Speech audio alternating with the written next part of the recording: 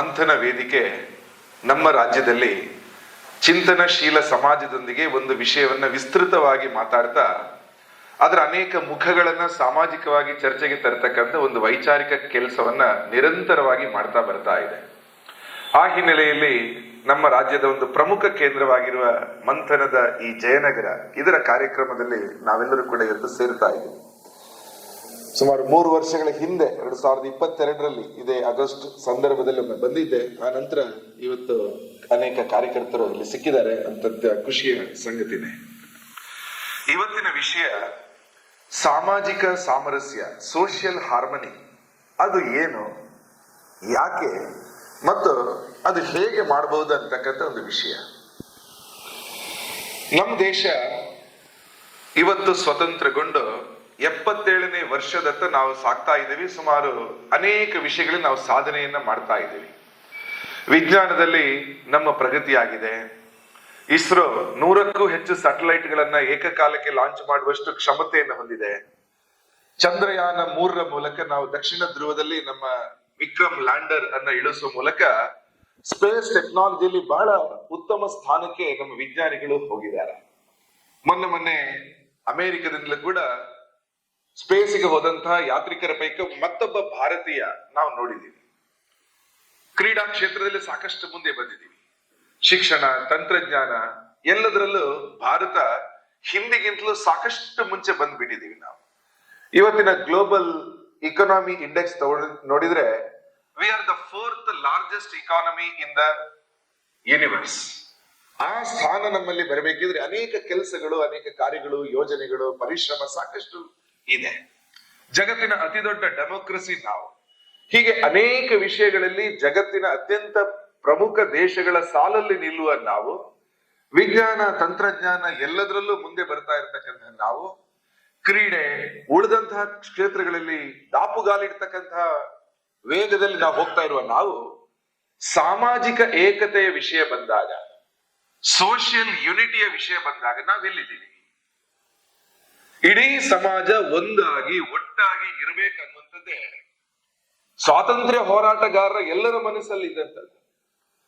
ಯಾರೆಲ್ಲ ಸ್ವಾತಂತ್ರ್ಯ ಹೋರಾಟ ಮಾಡ್ತಾ ಇದ್ರು ಅವರು ಬ್ರಿಟಿಷರನ್ನು ಓಡಿಸುವುದು ಮಾತ್ರ ಅವರ ಉದ್ದೇಶ ಆಗಿರ್ಲಿಲ್ಲ.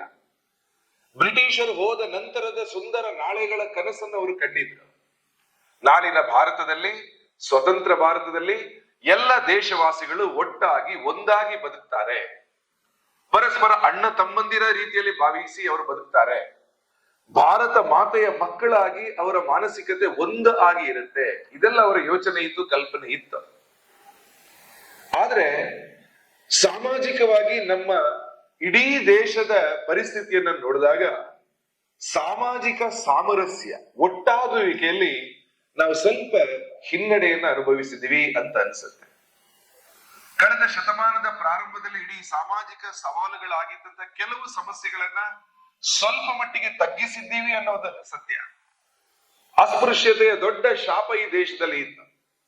ಪರಸ್ಪರ ಮೈ ಸ್ಪರ್ಶ ಮಾಡ್ಲಿಕ್ಕೂ ಹಿಂದೆ ಮುಂದೆ ನೋಡ್ತಾ ಇದ್ದ, ಒಟ್ಟಿಗೆ ಕೂತು ವ್ಯವಹಾರ ಮಾಡ್ಲಿಕ್ಕೂ ಕೂಡ ಯೋಚನೆ ಮಾಡ್ತಾ ಇದ್ದ, ನೆರಳನ್ನ ಮುಟ್ಟಕ್ಕೂ ರೆಡಿ ಇಲ್ಲದ ಆ ಕಾಲದಲ್ಲಿ ಇವತ್ತು ನಾವೇನಿಲ್ಲ, ಸಾಕಷ್ಟು ಮುಂದೆ ಬಂದ್ಬಿಟ್ಟಿದ್ದೀವಿ. ಆದ್ರೆ ಜಾತಿ ಪ್ರಮಾಣದ ಭೇದ ಭಾವ, ಜಾತಿ ಆಧಾರದ ತಾರತಮ್ಯ ಇಡೀ ದೇಶದಲ್ಲಿ ಇವತ್ತು ನಿಂತಿದೆಯಾ ಅಂತ ಕೇಳಿದ್ರೆ ಖಂಡಿತವಾಗಿಯೂ ಇಲ್ಲ. ಅನೇಕ ಸುದ್ದಿಗಳು ಆಗಾಗ ಪತ್ರಿಕೆಯಲ್ಲಿ ನಾವು ಕೇಳ್ತಾ ಇರ್ತೀವಿ, ಘಟನೆಗಳು ನಡೀತಾ ಇರುತ್ತೆ. ಕೊಪ್ಪಳದಲ್ಲಿ ಇತ್ತೀಚೆಗೆ ಒಂದು ದೇವಸ್ಥಾನದ ಅಂಗಳಕ್ಕೆ ಒಂದು ಸಣ್ಣ ಮಗು, 4 ವರ್ಷದ ಮಗು ಆಟ ಆಡ್ತಾ ದೇವಸ್ಥಾನದ ವಠಾರಕ್ಕೆ ಕಾಲಿಟ್ಟ ಕಾರಣಕ್ಕೋಸ್ಕರ ಆ ಮಗು ಯಾವ ಜಾತಿಗೆ ಸೇರಿದ್ದು, ಮಗುವಿನ ಪೋಷಕರು ಯಾರು ಅನ್ನುವ ಮಾಹಿತಿಯನ್ನು ತಗೊಂಡ ಮೇಲೆ ಪೋಷಕರನ್ನ ಕರೆಸಿದ್ರು. ಅಶುದ್ಧಿಯಾಗಿದೆ ಅಂತ ಡಿಕ್ಲೇರ್ ಮಾಡಿದ್ರು. ಅದಕ್ಕೋಸ್ಕರ ಶುದ್ಧಿಯ ಪೂಜಾ ಕಾರ್ಯಗಳಿಗೆ 25,000 ರೂಪಾಯಿ ದಂಡವನ್ನ ಆ ಪೋಷಕರಿಗೆ ಹಾಕಿದ್ರು. ಕೋಲಾರದಲ್ಲಿ ಒಂದು ದೇವರ ಜಾತ್ರೆ ನಡೀತಾ ಇತ್ತು, ಮೆರವಣಿಗೆ ಸಾಗ್ತಾ ಇತ್ತು. ದೇವರ ವಿಗ್ರಹದ ಸುತ್ತಮುತ್ತಲಿದ್ದ ಒಂದು ದಂಡ, ಒಂದು ಕೋಲು ಕೆಳಗಡೆ ಬಿತ್ತು. ಯಾರೊಬ್ಬ ಹುಡುಗ ಓಡ್ಕೊಂಡು ಬಂದನ್ನು ಎತ್ತಿಕೊಟ್ಟ. ಆ ಧರ್ಮದಂಡವನ್ನ ಮುಟ್ಟಿದ ಹುಡುಗನ ಜಾತಿಯನ್ನ ನೋಡಿ ಆ ಮೆರವಣಿಗೆನ ಅಲ್ಲೇ ನಿಲ್ಲಿಸಿದರು. ಅಶುದ್ಧ ಆಯ್ತು, ದೇವರಿಗೆ ತೃಪ್ತಿ ಆಗಲ್ಲ ಅನ್ನೋದರಲ್ಲಿ ಡಿಕ್ಲೇರ್ ಮಾಡಿಬಿಟ್ರು. ಇಡೀ ಮೆರವಣಿಗೆ ವಾಪಸ್ ಬರ್ಲಿಕ್ಕೆ 60,000 ರೂಪಾಯಿ ಖರ್ಚು ಆ ಹುಡುಗನ ಮನೆಯವರು ಕೊಡಬೇಕು ಅಂತ ತಾಕೀತು ಮಾಡಿದ್ರು. ನಮ್ಮ ದೇಶದಲ್ಲಿ ಇನ್ನೂ ಕೂಡ ಅನೇಕ ಕಡೆಗಳಲ್ಲಿ ಚಿಕ್ಕ ಚಿಕ್ಕ ಮಟ್ಟಿನಲ್ಲಾದ್ರೂ ಕೂಡ ಘಟನೆಗಳು ವರದಿಯಾಗುತ್ತೆ, ಅನ್ರಿಪೋರ್ಟೆಡ್, ಇನ್ನೂ ಕೂಡ ಅದು ಎಲ್ಲೂ ಚರ್ಚೆ ಆಗದ ಸಾವಿರಾರು ವಿಷಯಗಳು ಅಲ್ಲಲ್ಲಿ ನಡೀತಾ ಇದೆ. ಇಡೀ ಜಗತ್ತಿಗೆ ಅನೇಕ ಧರ್ಮ ದರ್ಶನ ಶಾಸ್ತ್ರ ವಿಷಯಗಳನ್ನು ಕೊಡ್ತಕ್ಕಂಥ ಅನೇಕ ದೇವಸ್ಥಾನದಲ್ಲಿ ಇವತ್ತು ಕೂಡ ಊಟಕ್ಕೆ ಕೂತ್ಕೊಳ್ಳುವಾಗ ಅಲ್ಲಿನ ಒಂದು ಪಂಕ್ತಿಯಲ್ಲಿರುವ ವ್ಯತ್ಯಾಸ ಸಮಾಜಕ್ಕೆ ಎದ್ದು ಕಾಣ್ತಾ ಇದೆ. ವಿಚಾರಗಳಲ್ಲಿ ಶ್ರೇಷ್ಠತೆಯನ್ನು ಹೇಳ್ತಾ ಇರ್ತಾರೆ, ಆದ್ರೆ ಪ್ರವೃತ್ತಿ ಆಚರಣೆಯಲ್ಲಿ ವ್ಯತ್ಯಾಸ ಇರುತ್ತೆ. ಇದು ಯಾಕೆ ಹೀಗೆ, ಇನ್ನೆಷ್ಟು ದಿನ ಹೀಗೆ ಅನ್ನೋದನ್ನ ಸಮಾಜದ ಗಣ್ಯರು ಚಿಂತಕರು ಆಗಾಗ ಒಟ್ಟು ಸೇರಿ ಮಾತಾಡ್ಬೇಕನ್ನೋ ವಿಷಯಕ್ಕೋಸ್ಕರನೇ RSS ಈ ವರ್ಷ ಶತಾಬ್ದಿ 100ನೇ ವರ್ಷಕ್ಕೆ ಕಾಲಿಡುವ ಸಂದರ್ಭದಲ್ಲಿ 5 ಮುಖ್ಯವಾಗಿರ್ತಕ್ಕಂಥ ಸಾಮಾಜಿಕ ಪರಿವರ್ತನೆಯ ಪಂಚ ಪರಿವರ್ತನೆಯ ಸೋಷಿಯಲ್ ಟ್ರಾನ್ಸ್ಫಾರ್ಮೇಶನ್ ವಿಷಯವನ್ನ ಸಾರ್ವಜನಿಕವಾಗಿ ಚರ್ಚೆಯಲ್ಲಿ ಇಡುತ್ತೆ. ಆ 5ರಲ್ಲಿ ಮೊದಲನೆಯದೇ ಸಾಮಾಜಿಕ ಸಾಮರಸ್ಯ. ಇನ್ನು 4 ವಿಷಯಗಳು ಕೂಡ ನಂತರ ಚರ್ಚೆಗೆ ಬರುತ್ತೆ. ಅದರಲ್ಲಿ ಕುಟುಂಬ ಮೌಲ್ಯಗಳ ಬಗ್ಗೆ, ಪರಿಸರ ಸಂರಕ್ಷಣೆ ಕುರಿತು, ಸ್ವದೇಶಿ ಜೀವನ ಶೈಲಿಯ ಆಗ್ರಹ ವ್ಯಕ್ತಪಡಿಸ್ತಾ ಮತ್ತು ಸಿವಿಕ್ ಸೆನ್ಸ್ ನಾಗರಿಕ ಶಿಷ್ಟಾಚಾರದ ಆಧಾರದ ಮೇಲೆ ಹೇಗೆ ನಾವು ಟ್ರಾನ್ಸ್ಫಾರ್ಮೇಶನ್ ತರಬಹುದು ಅನ್ನುವ ರೀತಿಯಲ್ಲಿ ಯೋಚನೆ ಮಾಡ್ತೀವಿ.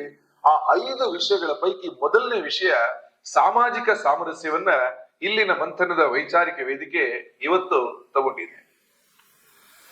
ಕರ್ನಾಟಕದ ಯಾವುದೇ ಚಿಂತಕರಲ್ಲಿ, ಅದು ಮಲೆನಾಡಿನ ಕುವೆಂಪು ಅವರೇ ಇರಬಹುದು, ಕರಾವಳಿ ಅಮೃತ ಸೋಮೇಶ್ವರರವರೇ ಇರಬಹುದು, ಧಾರವಾಡದ ದರಾ ಬೇಂದ್ರೆಯವರೇ ಇರ್ಬೋದು, ಬೆಂಗಳೂರಿನ DV ಗುಂಡಪ್ಪನವರೇ ಇರ್ಬೋದು, ಯಾರನ್ನು ಬೇಕಾದ್ರೂ ಕೇಳಿ ಸಮರಸತೆ ಸಾಮರಸ್ಯ ಒಟ್ಟಾಗಿ ಒಂದಾಗಿ ಬದುಕುವುದು ಬೇಕು ಅನ್ನುವಂಥದ್ದನ್ನೇ ಅವರ ಬರಹ ಸಾಹಿತ್ಯಗಳಲ್ಲಿ ಸಾಕಷ್ಟು ಬಾರಿ ಬರ್ತಿದ್ರು. ಸಾಮರಸ್ಯ ಅದು ಎಲ್ಲರಿಗೂ ಬೇಕು. ಸಾಮರಸ್ಯ ಇಲ್ಲದ ಜೀವನ, ಸಮಾಜದಲ್ಲಿ ಬಿರುಕು ಬಿಟ್ಟಿರೋ ಜೀವನ ಯಾರು ಅಪೇಕ್ಷೆ ಪಡೋದಿಲ್ಲ. ಎಲ್ಲರಿಗೂ ಎಲ್ಲರೂ ಒಂದಾಗಿರ್ಬೇಕು ಅಂತಲೇ ಇದೆ. ಆದ್ರೆ ಸಮಾಜದ ಪರಿಸ್ಥಿತಿ ಯಾತ್ರ ಇದೆಯಾ? ಖಂಡಿತವಾಗಿಯೂ ಇಲ್ಲ. ಬ್ರಿಟಿಷರು ನಮ್ಮ ದೇಶಕ್ಕೆ ಕಾಲಿಟ್ಟ ಮೇಲೆ ನಮ್ಮ ದೇಶದ ಈ ರೀತಿಯ ಅನೇಕ ಘಟನೆಗಳನ್ನ ನೋಡಿ, ಅನೇಕ ಸಂಗತಿಗಳನ್ನ ಗಮನಿಸಿ, ಭಾರತದಲ್ಲಿ ಈ ರೀತಿಯ ಪದ್ಧತಿಗಳು ಯಾಕೆ ಇದೆ ಅನ್ನೋದ್ರ ಬಗ್ಗೆ ಅವರ ಅನೇಕ ನೆರೆಟಿವ್ಗಳನ್ನ ಹೇಳ್ತಾ ಇದ್ದಾರೆ. ಅದರ ಪರಿಣಾಮವಾಗಿ ಇದ್ದ ಬಿರುಕು ಜಾಸ್ತಿ ಆಗ್ತಾ ಅನೇಕ ಕಡೆಗಳಲ್ಲಿ ಹೋಯ್ತು ಅನ್ನೋದು ಸತ್ಯ ಆದ್ರೂ ಕೂಡ ಬ್ರಿಟಿಷರಿಗಿಂತಲೂ ಮುಂಚೆನೆ ಈ ಪದ್ಧತಿ ನಮ್ಮ ದೇಶದಲ್ಲಿ ಸಾಕಷ್ಟು ಇತ್ತು. 8ನೇ ಶತಮಾನದಲ್ಲೂ, ಶಂಕರಾಚಾರ್ಯರ ಕಾಲದಲ್ಲೂ, ಬಸವಣ್ಣನವರ ಕಾಲದಲ್ಲೂ, ಹಿಂದೆ ಬುದ್ಧನ ಕಾಲದಲ್ಲೂ, ಮಹಾಭಾರತದಲ್ಲಿ ಕರ್ಣ ಏಕಲವ್ಯನ ಉದಾಹರಣೆಯನ್ನು ನೋಡಿದ್ರು ಕೂಡ, ರಾಮಾಯಣ ತ್ರೇತಾಯುಗದಲ್ಲಿ ಶಬರಿ ಗುಹ ಅವರ ಕುರಿತು ಮಾತನಾಡುವಾಗಲೂ, ಹೀಗೆ ಹಿಂದಕ್ಕೆ ಹೋದಾಗಲೂ ಅನೇಕ ಕಡೆಗಳಲ್ಲಿ ಈ ರೀತಿಯ ವ್ಯತ್ಯಾಸಗಳಿತ್ತು ಅನ್ನೋದು ಗೊತ್ತಾಗತ್ತೆ. ಹಾಗಾಗಿ ಇದು ಯಾವಾಗ ಶುರುವಾಯಿತು ಅನ್ನುವ ಚರ್ಚೆಗೆ ಹೋಗುವ ಬದಲು ಯಾವಾಗ ಇದನ್ನ ಕೊನೆಗೊಳಿಸಬಹುದು ಅದು ನಮ್ಮ ಕೈಯಲ್ಲಿ ಇದೆ. ಇದನ್ನ ಮೀರಿ ಯಾವಾಗ ದಾಟಬಹುದು ಅದು ನಮ್ಮೆಲ್ಲರ ಸಮಾಜದ ಕೈಯಲ್ಲಿದೆ. ಆ ರೀತಿಯಲ್ಲಿ ಸಾಮಾಜಿಕ ಸಾಮರಸ್ಯವನ್ನ ಗಮನಿಸಿ ನಾವು ಒಂದಷ್ಟು ಬದಲಾವಣೆಯನ್ನ ಸಮಾಜದಲ್ಲಿ ತರಬೇಕನ್ನುವಂಥದ್ದೇ ಮುಖ್ಯ ಉದ್ದೇಶ ಇರುವಂತದ್ದು. ಹೇಳಿ ಕೇಳಿ ನಮ್ಮ ಸಮಾಜ ಏಕರೂಪದ ಸಮಾಜ ಅಲ್ಲ, ನಮ್ದು ಬಹುರೂಪದ ಸಮಾಜ. ಬಹುತ್ವ, ಪ್ಲೂರಲಿಸಂ, ಅದು ನಮ್ಮ ಸಮಾಜದ ಲಕ್ಷಣ. ಎಲ್ಲರೂ ಒಂದೇ ರೀತಿ ಇದ್ದಾರ? ಖಂಡಿತವಾಗಿಯೂ ಇಲ್ಲ. ಈ ದೇಶದಲ್ಲಿ ಪ್ರತಿ 20 ಕಿಲೋಮೀಟರ್ ಯಾತ್ರೆ ಮಾಡಿದಾಗ, ಇಲ್ಲಿಂದ ಒಂದು 20 ಕಿಲೋಮೀಟರ್ ಹೋದ್ರೆ ಕೆಂಗೇರಿ ಸಿಗತ್ತೆ, ಅಲ್ಲಿಂದ ಮತ್ತೆ 20 ಕಿಲೋಮೀಟರ್ ಹೋದಾಗ ಇನ್ಯಾವುದೋ ಬಿಡದಿ ಸಿಗತ್ತೆ, ಬಿಡದಿಯಿಂದ ರಾಮನಗರ, ಚನ್ನಪಟ್ಟಣ, ಈ ತರ ಹೋಗ್ತಾ ಹೋದ್ರೆ ಪ್ರತಿ 20 ಕಿಲೋಮೀಟರ್ಗೆ ಜನಜೀವನ ವ್ಯತ್ಯಾಸ ಆಗುತ್ತೆ, ಲೈಫ್ ಸ್ಟೈಲ್. ಅದರಲ್ಲಿ ಮುಖ್ಯವಾಗಿ 2: ಭಾಷೆ ಮತ್ತು ಆಹಾರ. ಇಲ್ಲಿ ಏನು ಆಹಾರ ಪದ್ಧತಿ ಇದೆ, ಏನು ಸಾಂಬಾರ್ ಮಾಡ್ತಾರೆ, ಮಸಾಲೆ ಹರಿತಾರೆ, ಸ್ವಲ್ಪ ವ್ಯತ್ಯಾಸ ಇರುತ್ತೆ. ಮಾತನಾಡುವ ಕನ್ನಡದಲ್ಲೂ ಸ್ವಲ್ಪ ವ್ಯತ್ಯಾಸ ಇರುತ್ತೆ, ಜೀವನ ಪದ್ಧತಿಯಲ್ಲೂ ಸ್ವಲ್ಪ ವ್ಯತ್ಯಾಸ ಇರುತ್ತೆ, ಸ್ವಲ್ಪ ಅಲ್ಲಿಂದ ಮತ್ತೆ ವ್ಯತ್ಯಾಸ ಆಗತ್ತೆ. ಹೀಗೆ ನೀವು ಹೋಗ್ತಾ ಹೋಗ್ತಾ ಕರ್ನಾಟಕವನ್ನೇ ತಗೊಂಡು ನೋಡಿದ್ರೆ ಆಹಾರ, ಅವರ ವ್ಯವಹಾರಗಳು, ಅವರ ಜೀವನ ಶೈಲಿ, ಲೈಫ್ ಸ್ಟೈಲ್ ವ್ಯತ್ಯಾಸ ಆಗ್ತಾ ಹೋಗುತ್ತೆ. ಈ ಕಡೆ ಬೆಲ್ಟಲ್ಲಿ ನಮಗೆ ಮುದ್ದೆ ಸಾರು ಸಿಗತ್ತೆ, ನೀವು ಧಾರವಾಡಕ್ಕೆ ಹೋದ್ರೆ ಜೋಳದ ರೊಟ್ಟಿ ಎಣ್ಣೆಗಾಯಿ ಅಲ್ಲಿನ ವಿಶೇಷ, ಮಲೆನಾಡಿಗೆ ಹೋದ್ರೆ ಅನ್ನ ತಂಬುಳಿ ಸಿಗತ್ತೆ, ಕರಾವಳಿ ತೀರಕ್ಕೆ ಹೋದ್ರೆ ಗಂಜಿ ಚಟ್ನಿ ಸಿಗತ್ತೆ ಮಂಗಳೂರಿಗೆ, ಒಂದೇ ರಾಜ್ಯದ ಒಳಗಡೆ ಇಷ್ಟೊಂದು ವಿವಿಧತೆ ಇದೆ. ಜನಜೀವನದಲ್ಲಿ ಡೈವರ್ಸಿಟಿ ನಾವು ಕಾಣ್ತೀವಿ. ಹಾಗಾಗಿ ಇಡೀ ಭಾರತವನ್ನೇ ತಗೊಂಡು ನೋಡಿದ್ರೆ ಎಷ್ಟೊಂದು ಡೈವರ್ಸಿಟಿ ಇರುತ್ತೆ ನಮ್ಮಲ್ಲಿ. ವಿವಿಧತೆ ಅನ್ನುವಂಥದ್ದು ನಮ್ಮ ಸಮಾಜದ ಸಹಜ ಸ್ವಭಾವ. ಜನಜೀವನ ಒಂದೇ ರೀತಿಯಾಗಿ ಇರುವುದಿಲ್ಲ. ಆಹಾರ ಮತ್ತು ಭಾಷೆಗೆ ಮಿಗಿಲಾಗಿ ಇನ್ನೂ ಅನೇಕ ಸಂಗತಿಗಳು ವ್ಯತ್ಯಸ್ತವಾಗಿರುವುದನ್ನ ನೋಡ್ತಾ ಇರ್ತೀವಿ. ಆಚಾರ ವಿಚಾರ, ದೇವರ ನಂಬಿಕೆ, ಅವರವರ ಸ್ವಭಾವ. ಒಂದೇ ದೇವರನ್ನ ಹತ್ತಾರು ರೀತಿಯಲ್ಲಿ ಪೂಜೆ ಮಾಡ್ತಾರೆ. ಕೃಷ್ಣ ಎಲ್ಲರಿಗೂ ಬೇಕಾದವರು. ಉಡುಪಿಯಲ್ಲಿ ಕೃಷ್ಣನಿಗೆ ಪೂಜೆ ಒಂದು ರೀತಿಯಲ್ಲಿ ನಡೆಯುತ್ತೆ, ಇಸ್ಕಾನ್ ನಲ್ಲಿ ಇನ್ನೊಂದು ರೀತಿ ನಡೆಯುತ್ತೆ, ಇನ್ಯಾವುದೋ ದೇವಸ್ಥಾನದಲ್ಲಿ ಬೇರೆ ರೀತಿಯಲ್ಲಿ ನಡೆಯುತ್ತೆ. ದೇವರೊಬ್ಬರೇ, ಹೀಗೆ ಪೂಜೆ ಮಾಡಬೇಕು. ನಮ್ಮ ಸಮಾಜದಲ್ಲಿ ಇಲ್ಲ, ವಿವಿಧತೆಯನ್ನು ಬಯಸ್ತಾರೆ. ಕೃಷ್ಣನಲ್ಲೂ ವಿವಿಧ ಕೃಷ್ಣ ಇರ್ತಾರೆ. ವೇಣುಗೋಪಾಲ, ಗೋಪಾಲಕೃಷ್ಣ, ಪಾರ್ಥಸಾರಥಿ ಕೃಷ್ಣ. ಅನೇಕ ಮುಖಗಳಲ್ಲಿ ಬಹುತ್ವ ವ್ಯಕ್ತ ಆಗ್ತಾ ಇರುತ್ತೆ, ಪ್ಲೂರಲಿಸಂ. ಹಾಗಾಗಿ ನಮ್ಮ ದೇಶದ ಮೂಲ ಸ್ವಭಾವ ವಿವಿಧತೆ, ಆದರೂ ಒಟ್ಟಾಗಿರುವುದು. ವಿವಿಧತೆಯಲ್ಲಿ ಏಕತೆ, ಯೂನಿಟಿ ಇನ್ ಡೈವರ್ಸಿಟಿ. ಅಥವಾ ಇನ್ನೊಂದು ದೃಷ್ಟಿಯಲ್ಲಿ ಅದನ್ನು ನೋಡಿದ್ರೆ ಡೈವರ್ಸಿಟಿ ವಿದಿನ್ ಯೂನಿಟಿ. ಯೂನಿಟಿಯ ಒಳಗಡೆ ಒಂದು ಡೈವರ್ಸಿಟಿ ಇದೆ, ಡೈವರ್ಸಿಟಿಯಿಂದಾಗಿ ಯೂನಿಟಿ, ಅದು ಕೂಡ ನಮ್ಮಲ್ಲಿ ಬರ್ತಾ ಇರುತ್ತೆ. ಅದು ನಮ್ಮ ಸ್ವಭಾವ. ಪ್ರಕೃತಿಯಲ್ಲೂ ಇದೆ. ವಿಜ್ಞಾನದ ಭಾಷೆಯಲ್ಲಿ ಯಾವುದೇ ಜೀವಿಯನ್ನು ನಾವು ಸ್ಪೀಶೀಸ್ ಅಂತ ಕರಿತೀವಿ. ಉದಾಹರಣೆ, ಈಗ ಮಾವಿನ ಹಣ್ಣಿನ ಸೀಸನ್ ಕೊನೆ ಆಗ್ತಾ ಇದೆ. ಇದರಲ್ಲೂ ಕೂಡ ಮಾವಿನ ಹಣ್ಣು ಸಮಾಜದಲ್ಲಿ ಮಾರಾಟಕ್ಕೆ ಸಿಗ್ತಾ ಇದೆ. ಇಡೀ ದೇಶದ ಮಾವಿನ ಹಣ್ಣಿನ ಸ್ಪೀಶೀಸ್ ಅನ್ನ ಮ್ಯಾಂಜಿಫೆರಾ ಇಂಡಿಕಾ ಅಂತ ಕರಿತೀವಿ ವಿಜ್ಞಾನದ ಭಾಷೆಯಲ್ಲಿ. ಸ್ಪೀಶೀಸ್ ಒಂದೇ, ಆದ್ರೆ ಒಳಗಡೆ 1000ಕ್ಕೂ ಹೆಚ್ಚು ಮಾವಿನ ತಳಿಗಳಿದ್ದಾವೆ. ನೀವೊಂದು ಮಾವಿನ ಅಂಗಡಿಗೆ ಹೋದ್ರೆ ಅಲ್ಲಿ ಒಂದೆರಡಲ್ಲ, ಹತ್ತಾರು ರೀತಿಯ ಮಾವಿನ ಹಣ್ಣನ್ನ ಅಲ್ಲಿ ಇಟ್ಟಿರ್ತಾರೆ. ವಿವಿಧತೆ ಅದರಲ್ಲಿ ಇದೆ, ಆದ್ರೆ ಸ್ಪೀಶೀಸ್ ವೈಸ್ ಅದು ಒಂದೇ. ಭಾರತದ ಗೋವು, ಹಸು, ಅದನ್ನ ಬಾಸ್ ಇಂಡಿಕಸ್ ಅಂತ ವಿಜ್ಞಾನದ ಭಾಷೆಯಲ್ಲಿ ನಾವು ಕರಿತೀವಿ. ಆದ್ರೆ ಭಾರತದಲ್ಲಿ ಇರ್ತಕ್ಕಂಥ ಕ್ಯಾಟಲ್ ಬ್ರೀಡ್ಗಳನ್ನ ನೋಡಿದ್ರೆ ಅದು ಸಿಂಧಿ, ಸಾಹಿವಾರ್, ಹಳ್ಳಿಕರ್, ಕಾಂಕ್ರೇಜ್, ಅಮೃತ್ ಮಹಲ್, ಇದೆಲ್ಲ ನೋಡಿದ್ರೆ ತಳಿಗಳು ಬೇರೆ ಬೇರೆ ರೀತಿಯಲ್ಲಿ ಇರ್ತಾವೆ. ಆದ್ರೆ ಎಲ್ಲವೂ ಕೂಡ ಸ್ಪೀಶೀಸ್ ವೈಸ್ ಒಂದೇ, ಬಾಸ್ ಇಂಡಿಕಸ್ ಆಗಿರುತ್ತೆ. ಹಾಗೆಯೇ ನಾವು ಊಟ ಮಾಡುವ ಅನ್ನ, ಅದರ ಅಕ್ಕಿ, ಭತ್ತ, ಆ ಭತ್ತದ ಗಿಡ ಏನಿದೆ ಅದರ ವೈಜ್ಞಾನಿಕ ಹೆಸರು ಒರೈಸಾ ಸೆಟೈವಾ. ಸ್ಪೀಶೀಸ್ ಒಂದೇ ಇಡೀ ಜಗತ್ತಲ್ಲಿ. ಆದ್ರೆ ನೀವು ಅಂಗಡಿಗೆ ಹೋಗಿ ಅಕ್ಕಿ ಬೇಕು ಅಂದಾಗ ಒಂದು 20 ರೀತಿ ಅಕ್ಕಿಗಳನ್ನ ಅಲ್ಲಿ ಎದುರುಗಡೆ ಇಟ್ಟಿರ್ತಾರೆ. ಇಡ್ಲಿಗೆ ಬೇರೆ, ದೋಸೆಗೆ ಬೇರೆ, ಪುಳಿಯೋಗರೆಗೆ ಬೇರೆ, ಅನ್ನಕ್ಕೆ ಬೇರೆ. ಒಂದೊಂದು ಅಕ್ಕಿನೂ ವಿವಿಧತೆಯಿಂದ ಕೂಡಿರುತ್ತೆ. ಯಾಕೆ? ಸ್ಪೀಶೀಸ್ ಒಂದೇ, ಒಳಗಡೆ ವಿವಿಧ ಪ್ರಭೇದಗಳಿದಾವೆ, ತಳಿಗಳಿದಾವೆ, ಅಥವಾ ಒಂದು ರೀತಿಯ ಬೇರೆ ಬೇರೆ ಜಾತಿಯ ಅಕ್ಕಿಗಳಿರುತ್ತವೆ.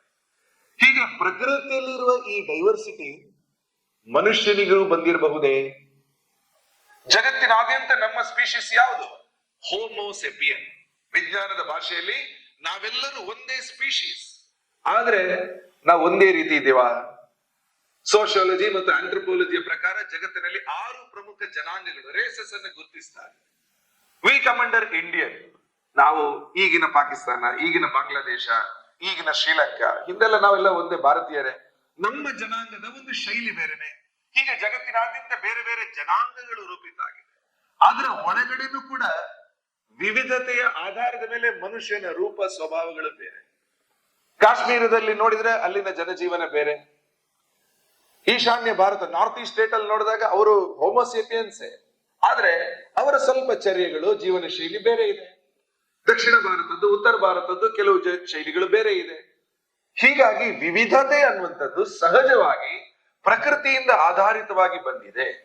ಆದ್ರೆ ಆ ವಿವಿಧತೆ ಇದ್ದಾಗಲೂ ಒಂದು ಮಾನವ ಜೀವನದ ಏಕತೆ, ಮನುಷ್ಯರೆಲ್ಲರೂ ಸಮಾನರು ಅನ್ನುವ ಮಾನವ ಸಂದೇಶದ ಏಕತೆ ಅದು ವ್ಯಕ್ತ ಆಗ್ಬೇಕು. ಆದ್ರೆ ಜಾತಿ ಆಧಾರದ ಮೇಲೆ ನಾವು ನೀವು ಬೇರೆ ಅನ್ನುವ ಸಂಘರ್ಷದ ವಾತಾವರಣ ಯಾಕೆ? ಅನೇಕ ಕಡೆಗಳಲ್ಲಿ ನಾವೆಲ್ಲರೂ ಒಂದೇ ಅನ್ನುವ ಸಮಾನತೆಯ ಆಶಯದ ಅನೇಕ ಸಾಲುಗಳನ್ನು ನಾವು ಕೇಳ್ತೀವಿ. ಆತ್ಮವತ್ ಸರ್ವಭೂತೇಶು, ನಮ್ಮ ನಂಬಿಕೆ. ಆತ್ಮನೋ ಮೋಕ್ಷಾರ್ಥಂ ಜಗತ್ ಹಿತಾಯಚ. ವಿವೇಕಾನಂದರು ಆಗಾಗ ಹೇಳ್ತಾ ಇದ್ರು. ನಾವು ಎದುರುಗಡೆ ಪ್ರತಿ ವ್ಯಕ್ತಿ ಸಿಕ್ಕಿದಾಗಲೂ ನಮಸ್ತೆ ಅಂತ ಹೇಳ್ತೀವಿ. ಹೇಳೋದು ಯಾರಿಗೆ? ಪ್ರತಿ ವ್ಯಕ್ತಿಯಲ್ಲಿ ಅಡಗಿರ್ತಕ್ಕಂತಹ ದೈವತ್ವದ ಸಂದೇಶಕ್ಕೆ. ಅಹಂ ಬ್ರಹ್ಮಾಸ್ಮಿ ತತ್ವಂ ಅಸಿ ಸರ್ವಂ ಖಲ್ವಿದಂ ಬ್ರಹ್ಮ. ಎಲ್ಲವೂ ಬ್ರಹ್ಮ ಸೃಷ್ಟಿಯ ಆಧಾರದಲ್ಲಿ ಉಂಟಾಗಿರುವಂತದ್ದು. ಕಣ ಕಣದಲ್ಲೂ ಭಗವಂತನಿದ್ದಾನೆ. ಈಶಾವಾಸ್ಯಂ ಇದಂ ಸರ್ವಂ. ನಾವು ಗಮನಿಸ್ತೀವಿ, ಕಣ ಕಣದಲ್ಲೂ ಭಗವಂತ ಅಂದಾಗ ಎದುರುಗಡೆ ಇರುವ ಸಾಕ್ಷಾತ್ ವ್ಯಕ್ತಿಯಲ್ಲೂ ದೈವತ್ವದ ಅಂಶವನ್ನು ಗುರುತಿಸಿದ ನಾವು ಜಾತಿ ಕಾರಣಕ್ಕೆ ಅಂಗಳದಲ್ಲಿ ನಿಲ್ಲಿಸುವುದು, ಜಾತಿ ಕಾರಣಕ್ಕೆ ಸ್ಮಶಾನಕ್ಕೆ ಶವಗಳನ್ನ ಬಿಡದೇ ಇರುವುದು, ಜಾತಿ ಕಾರಣಕ್ಕೋಸ್ಕರ ಕುಡಿಯುವ ನೀರಿನಲ್ಲಿ ವ್ಯತ್ಯಾಸ ತೋರಿಸುವುದು, ಜಾತಿ ಕಾರಣಕ್ಕೋಸ್ಕರ ನಿಂದನೆ ಮಾಡುವುದು, ಜಾತಿ ಕಾರಣಕ್ಕೋಸ್ಕರ ಏಕವಚನದಲ್ಲಿ ಕರೆಯುವುದು, ಜಾತಿ ಕಾರಣಕ್ಕೋಸ್ಕರ ಇನ್ನೇನು ನಡೀತಾ ಇದೆ ಅಲ್ಲ, ಇದೆಲ್ಲವೂ ಯಾರು ರೂಪಿಸಿದ್ದು? ಖಂಡಿತವಾಗಿನೂ ನಮ್ಮ ಸಮಾಜದ ಒಳಗಡೆ ಈ ರೀತಿಯ ಪದ್ಧತಿಗಳು ಇರಲಿಲ್ಲ. ಎಲ್ಲಿಂದ ನುಸುಳಿ ಬಂತು? ಯಾರು ಪ್ರಾರಂಭ ಮಾಡಿದ್ರು? We don't know. ಬಂದ್ಬಿಟ್ಟಿದೆ. ಹಾಗಾಗಿ ನಾವು ಗಮನಿಸಬೇಕಾದ್ದು ಪ್ರತಿ ಸಂದರ್ಭದಲ್ಲೂ ಕೂಡ ಇದನ್ನು ಹೇಗೆ ನಾವು ಚೆನ್ನಾಗಿ ಮಾಡಬಹುದು, ಸಮಾಜದ ಎಲ್ಲರ ಬಗ್ಗೆ ನಮ್ಮ ಯೋಚನೆ ಹೇಗಿರ್ಬೇಕು. ಸಾಮಾನ್ಯವಾಗಿ ಒಂದು ಶಬ್ದವನ್ನು ನಾವು ಬಳಸ್ತೇವೆ, ಸಂವೇದನಾಶೀಲತೆ. ವೇದನೆ ಅನ್ನುವ ಶಬ್ದ ನಾವು ಕೇಳಿದ್ದೀವಿ. ವೇದನೆ ಅಂದ್ರೆ ನೋವು ಅಂತ ಅರ್ಥ. ನಮಗೇನೋ ಒಂದು ನೋವಾಗತ್ತೆ, ನಮಗೇನೋ ಕಾಲಿಗೆ ಒಂದು ಮುಳ್ಳು ಚುಚ್ಚಿತು, ನಮಗೆ ನೋವಾಗತ್ತೆ, ಅದನ್ನ ವೇದನೆ ಅಂತ ಕರಿತೀವಿ. ಆದ್ರೆ ಇನ್ನೊಬ್ಬರಿಗೆ ನೋವಾದ್ರೆ ಆ ನೋವನ್ನ ನಾವು ಅನುಭವಿಸಿದ್ರೆ ಅದನ್ನ ಸಂವೇದನೆ ಅಂತ ಕರಿತೀವಿ. ಉದಾಹರಣೆಗೆ ಮಗು ಬಿದ್ದಾಗ ಮಗುವಿಗೆ ಏಟಾಗತ್ತೆ, ಅದು ಮಗುವಿನ ವೇದನೆ. ಆದ್ರೆ ಮಗುವಿಗೆ ಏಟಾದಾಗ ನಿಜಕ್ಕೂ ನೋವಾಗುದು ಯಾರಿಗೆ? ಮಗುವಿನ ತಾಯಿಗೆ ನೋವಾಗುತ್ತೆ. ಅಯ್ಯಯ್ಯೋ ಮಗು ಬಿದ್ದು ಬಿಡ್ತೋ, ಮಗುವಿಗೋಸ್ಕರ ತಾಯಿಯ ಕಣ್ಣಲ್ಲಿ ನೀರು ಬರುತ್ತೆ. ಹೀಗಾಗಿ ಮಗುವಿನ ನೋವನ್ನ ಅನುಭವಿಸುವ ತಾಯಿಯ ನೋವನ್ನ ನಾವು ಸಂವೇದನೆ ಅಂತ ಕರಿತೀವಿ. ಸಮಾಜಕ್ಕೂ ಆ ಸಂವೇದನಾಶೀಲತೆ ಬೇಕು. ಹಿಂದೂ ಸಮಾಜದ, ನಮ್ಮ ಸಮಾಜದ ಒಬ್ಬ ವ್ಯಕ್ತಿಯನ್ನ ಜಾತಿ ಕಾರಣಕ್ಕೆ ನಿಂದಿಸಿದಾಗ, ಆತನಿಗೆ ಅವಮಾನ ಆದಾಗ ಆ ಅವಮಾನದ ನೋವು ನಮಿಗೂ ಆಗತ್ತಾ? ಆತನ ನೋವು ನಮ್ಮ ನೋವು ಆಗತ್ತಾ? ಆತನಿಗೆ ಊಟ ಕೊಟ್ಟಿಲ್ಲ, ಆತನಿಗೆ ಹೆಣ್ಣು ಕೊಟ್ಟಿಲ್ಲ, ಆತನಿಗೆ ಟೀ ಕೊಟ್ಟಿಲ್ಲ ಸ್ಟೀಲ್ ಲೋಟದಲ್ಲಿ. ಈಗಲೂ ಕೂಡ ಅನೇಕ ಕಡೆಗಳಲ್ಲಿ ಪ್ಲಾಸ್ಟಿಕ್ ಲೋಟದಲ್ಲಿ ಕೆಲವು ಜಾತಿಯವರಿಗೆ ನೀರು ಕೊಡೋ ಹೋಟೆಲ್ಗಳು ಗ್ರಾಮಾಂತರ ಪ್ರದೇಶದಲ್ಲಿ, ರೂರಲ್ ಏರಿಯಾದಲ್ಲಿ ಈಗಲೂ ಕೂಡ ಇದ್ದಾವೆ. ಜಾತಿ ಕಾರಣಕ್ಕೋಸ್ಕರ ಎಲ್ಲರ ಜೊತೆಗೆ ಕ್ಷೌರ, ಸೆಲೂನಿಗೆ ಬಿಡೋದಿಲ್ಲ. ನಿಮ್ ಜಾತಿಯವರು ಆಮೇಲೆ ಬರಲಿ. ಅನೇಕ ಕಡೆಗಳಲ್ಲಿ ಡಾಕ್ಟರ್ಗಳಿದ್ದಾರೆ, ಅವರು 11 ಗಂಟೆಗೆ ಕ್ಲಿನಿಕ್ ಬರ್ತಾರೆ. ಯಾಕಂದ್ರೆ ಕೆಲವು ಜಾತಿಯವರಿಗೆ ಹಗಲು ಹೊತ್ತು ಪ್ರವೇಶ ಕೆಲವು ಕಡೆ ಇರೋದಿಲ್ಲ. ಅವರು ಬಂದ್ರೆ ಬೇರೆ ಪೇಷಂಟ್ಗಳು ಬರಲ್ಲ. ಅವರನ್ನು ಮಲಗಿಸಿದ ಅದೇ ಮಂಚದ ಮೇಲೆ ಮಲಗಲಿಕ್ಕೆ ಕೆಲವರಿಗೆ ಮನಸ್ಸೊಪ್ಪಲ್ಲ. ಅವರಿಗೆ ಟ್ರೀಟ್ ಮಾಡಿದ ಅದೇ ರೀತಿಯ ಉಪಕರಣಗಳನ್ನು ಇಡ್ಲಿಕ್ಕೆ ಎದೆಗೆ ಸ್ಟೆಥೋಸ್ಕೋಪ್ ಇರಬಹುದು, ಬಾಯಿಗೆ ಥರ್ಮೋಮೀಟರ್ ಇರಬಹುದು, ಅನೇಕ ಕಡೆಗಳು ಒಪ್ಪಲ್ಲ. ಅವರು ಬಂದ್ರೆ ನಾವು ಬರಲ್ಲ ಅಂತ ಹೇಳ್ತಾರೆ. ಹಾಗಾಗಿ ಡಾಕ್ಟರ್ಗಳು ಅವರಿಗೋಸ್ಕರ ಬೇರೆ ಬಾಗಿಲನ್ನು ತೆರೆಯುವಂತಹ ಹೃದಯಶಾಲಿ ಡಾಕ್ಟರ್ಗಳು ಇದ್ದಾರೆ. ಆದ್ರೆ ಸಮಾಜ ಆ ತರ ಇದೆಯಾ? ಇನ್ನೂ ಕೂಡ ಜಾತಿ ಆಧಾರದಲ್ಲೇ ಸಮಾಜ ಹೋಗ್ತಾ ಇದೆಯಲ್ಲ. ಆ ನೋವು ಎಲ್ಲರಿಗೂ ಬಂದಿದೆಯಾ? ಬಂದರೆ ಅದನ್ನ ಸಂವೇದನಾಶೀಲತೆ ಅಂತ ಕರಿತೀವಿ. ಸಮಾಜಕ್ಕೆ ಆ ಸಂವೇದನಾಶೀಲತೆ ಬೇಕು. ಇನ್ನೊಬ್ಬರ ನೋವು ನಮ್ಮ ನೋವು ಅಂತ ಭಾವಿಸುವ ಒಂದು ಸಮಾಜ ಅದು ನಮ್ಮಲ್ಲಿ ಇರಬೇಕು. ಆ ರೀತಿಯ ಸಂವೇದನಾಶೀಲತೆ ಖಂಡಿತವಾಗಿ ಇರುತ್ತೆ. ಅದನ್ನ ಅಂಗಾಂಗ ಭಾವ ಅಂತ ಕರೀತಾರೆ ಕೆಲವೊಮ್ಮೆ. ಉದಾಹರಣೆಗೆ ಕಾಲಿಗೆ ಒಂದು ಮುಳ್ಳು ಚುಚ್ಚಿದ್ರೆ, ಮುಳ್ಳು ಚುಚ್ಚಿರುವುದು ಕಾಲಿಗೆ, ಆದ್ರೆ ತಕ್ಷಣ ಬಾಯಿಯಿಂದ ಅಮ್ಮ ಅಂತ ನಾವು ಚೀರಬೇಕು. ಮುಳ್ಳು ಕಾಲಿಗೆ ಚುಚ್ಚಿದೆ, ಬಾಯಿ ಅದಕ್ಕೆ ಸ್ಪಂದನೆ ಕೊಡುತ್ತೆ. ಬಾಯಿ ಅಮ್ಮ ಅಂತ ಹೇಳ್ಬೇಕಿದ್ರೆ ಮೆದುಳು ಆ ನೋವನ್ನು ಗ್ರಹಿಸಿರ್ಬೇಕು, ನರ್ವಸ್ ಸಿಸ್ಟಮ್ಗೆ ಆ ನೋವು ತಲುಪಿರ್ಬೇಕು. It will have a reflex action.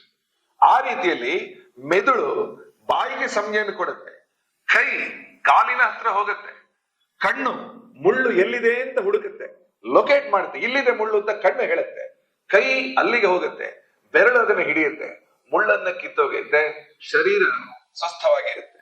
ಹೀಗಾಗಿ ಕಾಲಿಗೆ ಮುಳ್ಳು ಚುಚ್ಚಿದಾಗ ಇಡೀ ಶರೀರ ಸ್ಪಂದನೆ ಮಾಡುತ್ತೆ. ಕಣ್ಣು, ಬಾಯಿ, ತಲೆ, ಮಿದುಳು, ಕೈ, ಬೆರಳುಗಳು ಎಲ್ಲವೂ ಸೇರಿ ಒಂದಾಗೋದು ಇದೆಯಲ್ಲ, ಅದನ್ನ ಅಂಗಾಂಗ ಭಾವ ಅಂತ ಕರಿತೀವಿ.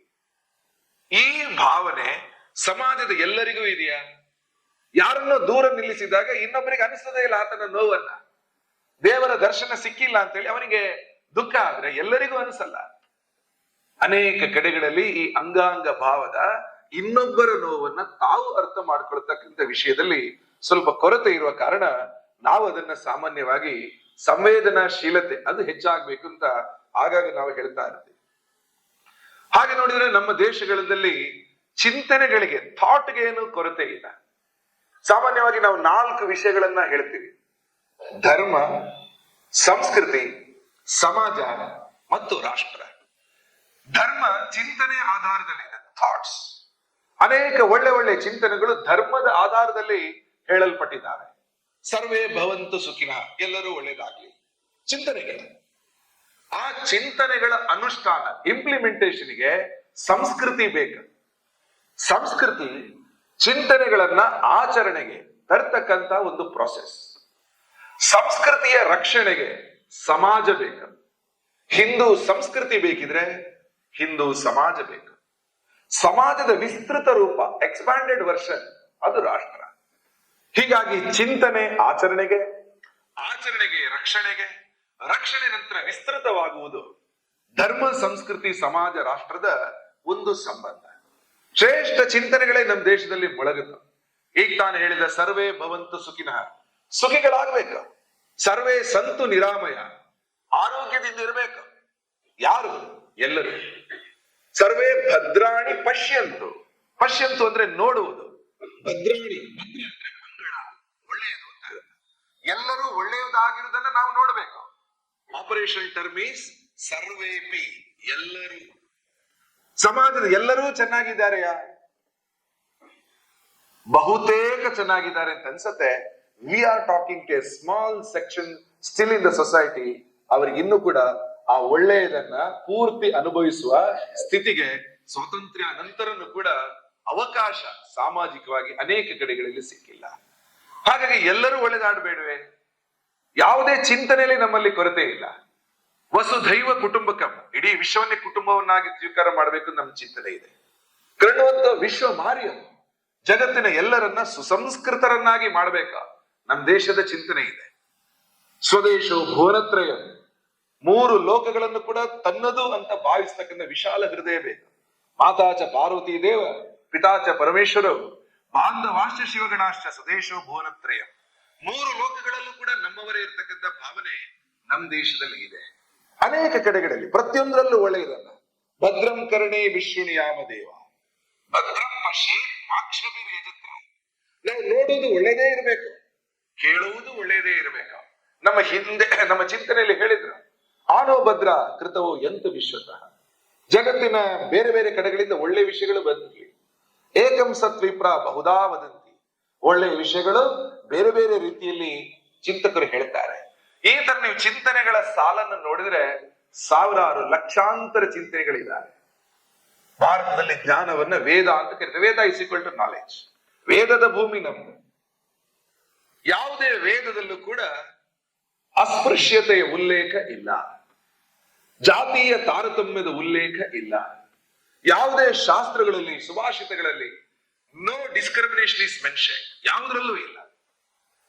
ಹಾಗಾಗಿ ಭಾರತದ ಸಮಾಜವನ್ನು ಹತ್ತಿರದಿಂದ ನೋಡಿದಂತಹ ಸ್ವಾಮಿ ದಯಾನಂದ ಸರಸ್ವತಿಯವರ ಇದೆಲ್ಲ ಏನ್ ಅಸ್ಪೃಶ್ಯತೆ ನಡೀತಾ ಇದೆ, ಇದು ಯಾವ್ದು ಕೂಡ ಶಾಸ್ತ್ರ ಅಲ್ಲ, ದಿಸ್ ಇಸ್ ನಾಟ್ ಹಿಂದೂ ಧರ್ಮ. ಅವ್ರು ಒಂದೇ ಮಾತಲ್ಲಿ ಎಲ್ಲದಕ್ಕೂ ಉತ್ತರ ಕೊಟ್ರು. ಏನು? ಗೋ ಬ್ಯಾಕ್ ಟು ವೇದಾಸ್, ವೇದಗಳಿಗೆ ಹಿಂತಿರುಗಿ ಅಂತ ಕೊಟ್ರು. ಯಾಕಂದ್ರೆ ಮೂಲ ವೇದದಲ್ಲಿ ಎಲ್ಲೂ ಕೂಡ ಅಸ್ಪೃಶ್ಯತೆ, ಜಾತಿಯ ತಾರತಮ್ಯ, ಭೇದ ಭಾವ, ಮುಟ್ಟುವುದು ಮುಟ್ಟದೇ ಇರುವುದು ಯಾವುದರ ಉಲ್ಲೇಖನೂ ಇಲ್ಲ. ಹಾಗಾಗಿ ಧೈರ್ಯದಿಂದ ಹೇಳಿದ್ರು ಗೋ ಬ್ಯಾಕ್ ಟು ವೇದಾಸ್. ನಾಡಗೀತೆಯನ್ನು ಬರೆಯುವಾಗ ಕುವೆಂಪು ಅವರು ಕೂಡ ಬರೆಯುವಂತದ್ದೇನು? ಕರ್ನಾಟಕ ಯಾರು? ಭಾರತ ಮಾತೆಯ ಮಗಳು. ಜಯ ಭಾರತ ಜನನಿಯ ತನುಜಾತೆ. ತನು ಅಂದ್ರೆ ದೇಹ, ಜಾ ಅಂದ್ರೆ ಹುಟ್ಟಿದ, ಜಾತೆ ಅಂದ್ರೆ ಮಗಳು. ಕರ್ನಾಟಕ ಮಾತೆ ಅನ್ನುವಂಥದ್ದು ಭಾರತ ಮಾತೆಯ ಮಗಳು. ತಾಯಿ ಮಗುವನ್ನ ಮಲಗಿಸುವಾಗ ಒಂದು ಹಾಡನ್ನ ಹೇಳ್ತಾರೆ. ಆ ಹಾಡನ್ನ ಜೋಗುಳ ಅಂತ ಕರೀತಾರೆ. ಜೋಗುಳ ಕೇಳ್ತಾ ಮಗಳು ಸುರಕ್ಷಿತವಾಗಿ ಮಲಗ್ತಾಳೆ. ತಾಯಿ ಭಾರತಿ ಕರ್ನಾಟಕವನ್ನು ಮಲಗಿಸುವಾಗ ಹೇಳುವ ಜೋಗುಳ ಯಾವುದು? ಕುವೆಂಪು ಹೇಳ್ತಾರೆ, ಜನನಿಯ ಜೋಗುಳ ವೇದದ ಘೋಷ. ವೇದಗಳನ್ನು ಹೇಳ್ತಾ, ಸಮರಸತೆಯ, ಶಾಂತಿಯ, ಸಮಾನತೆಯ ಮಂತ್ರಗಳನ್ನು ಹೇಳ್ತಾ, ಎಲ್ಲರಿಗೂ ಒಳ್ಳೆಯದಾಗ್ಲಿ ಅನ್ನುವ ವೇದಗಳ ಆಶಯವನ್ನು ಹೇಳ್ತಾ ತಾಯಿ ಭಾರತಿ ಮಗಳು ಕರ್ನಾಟಕವನ್ನ ಮಲಗಿಸ್ತಾಳೆ. ಹೀಗಾಗಿ ವೇದಗಳು ಅಂದ್ರೇನೆ ಒಳ್ಳೆಯ ಜ್ಞಾನದ, ಒಳ್ಳೆಯ ಚಿಂತನೆಯ, ಒಳ್ಳೆಯದನ್ನು ಬಯಸುವ ಶ್ರೇಷ್ಠ ಜ್ಞಾನದ ಒಂದು ಕಣಜ. ಅಲ್ಲೆಲ್ಲಿ ಅಸ್ಪೃಶ್ಯತೆ ಇದೆ? ಖಂಡಿತವಾಗಿಯೂ ಇಲ್ಲ. ಆದ್ರೆ ಆಚರಣೆಯಲ್ಲಿ ವ್ಯತ್ಯಾಸ ಏನು? ವೇದಗಳನ್ನು ಹೆಚ್ಚು ಓದಿ ತಿಳಿದ ಕೆಲವರು ಕೂಡ ಅಸ್ಪೃಶ್ಯತೆನೇನು ಯಾಕೆ ಪ್ರಾಕ್ಟೀಸ್ ಮಾಡ್ತಾರೆ ದೇಶದಲ್ಲಿ ಗೊತ್ತಿಲ್ಲ. ಯೋಗ ವಾಸಿಷ್ಠ ಅಂತ ದೊಡ್ಡ ಒಂದು ಚಿಂತನೆಯ ಭಂಡಾರ ನಮ್ಮ ದೇಶದಲ್ಲಿ ನಾವೆಲ್ಲ ಕೇಳಿದ್ದೀವಿ.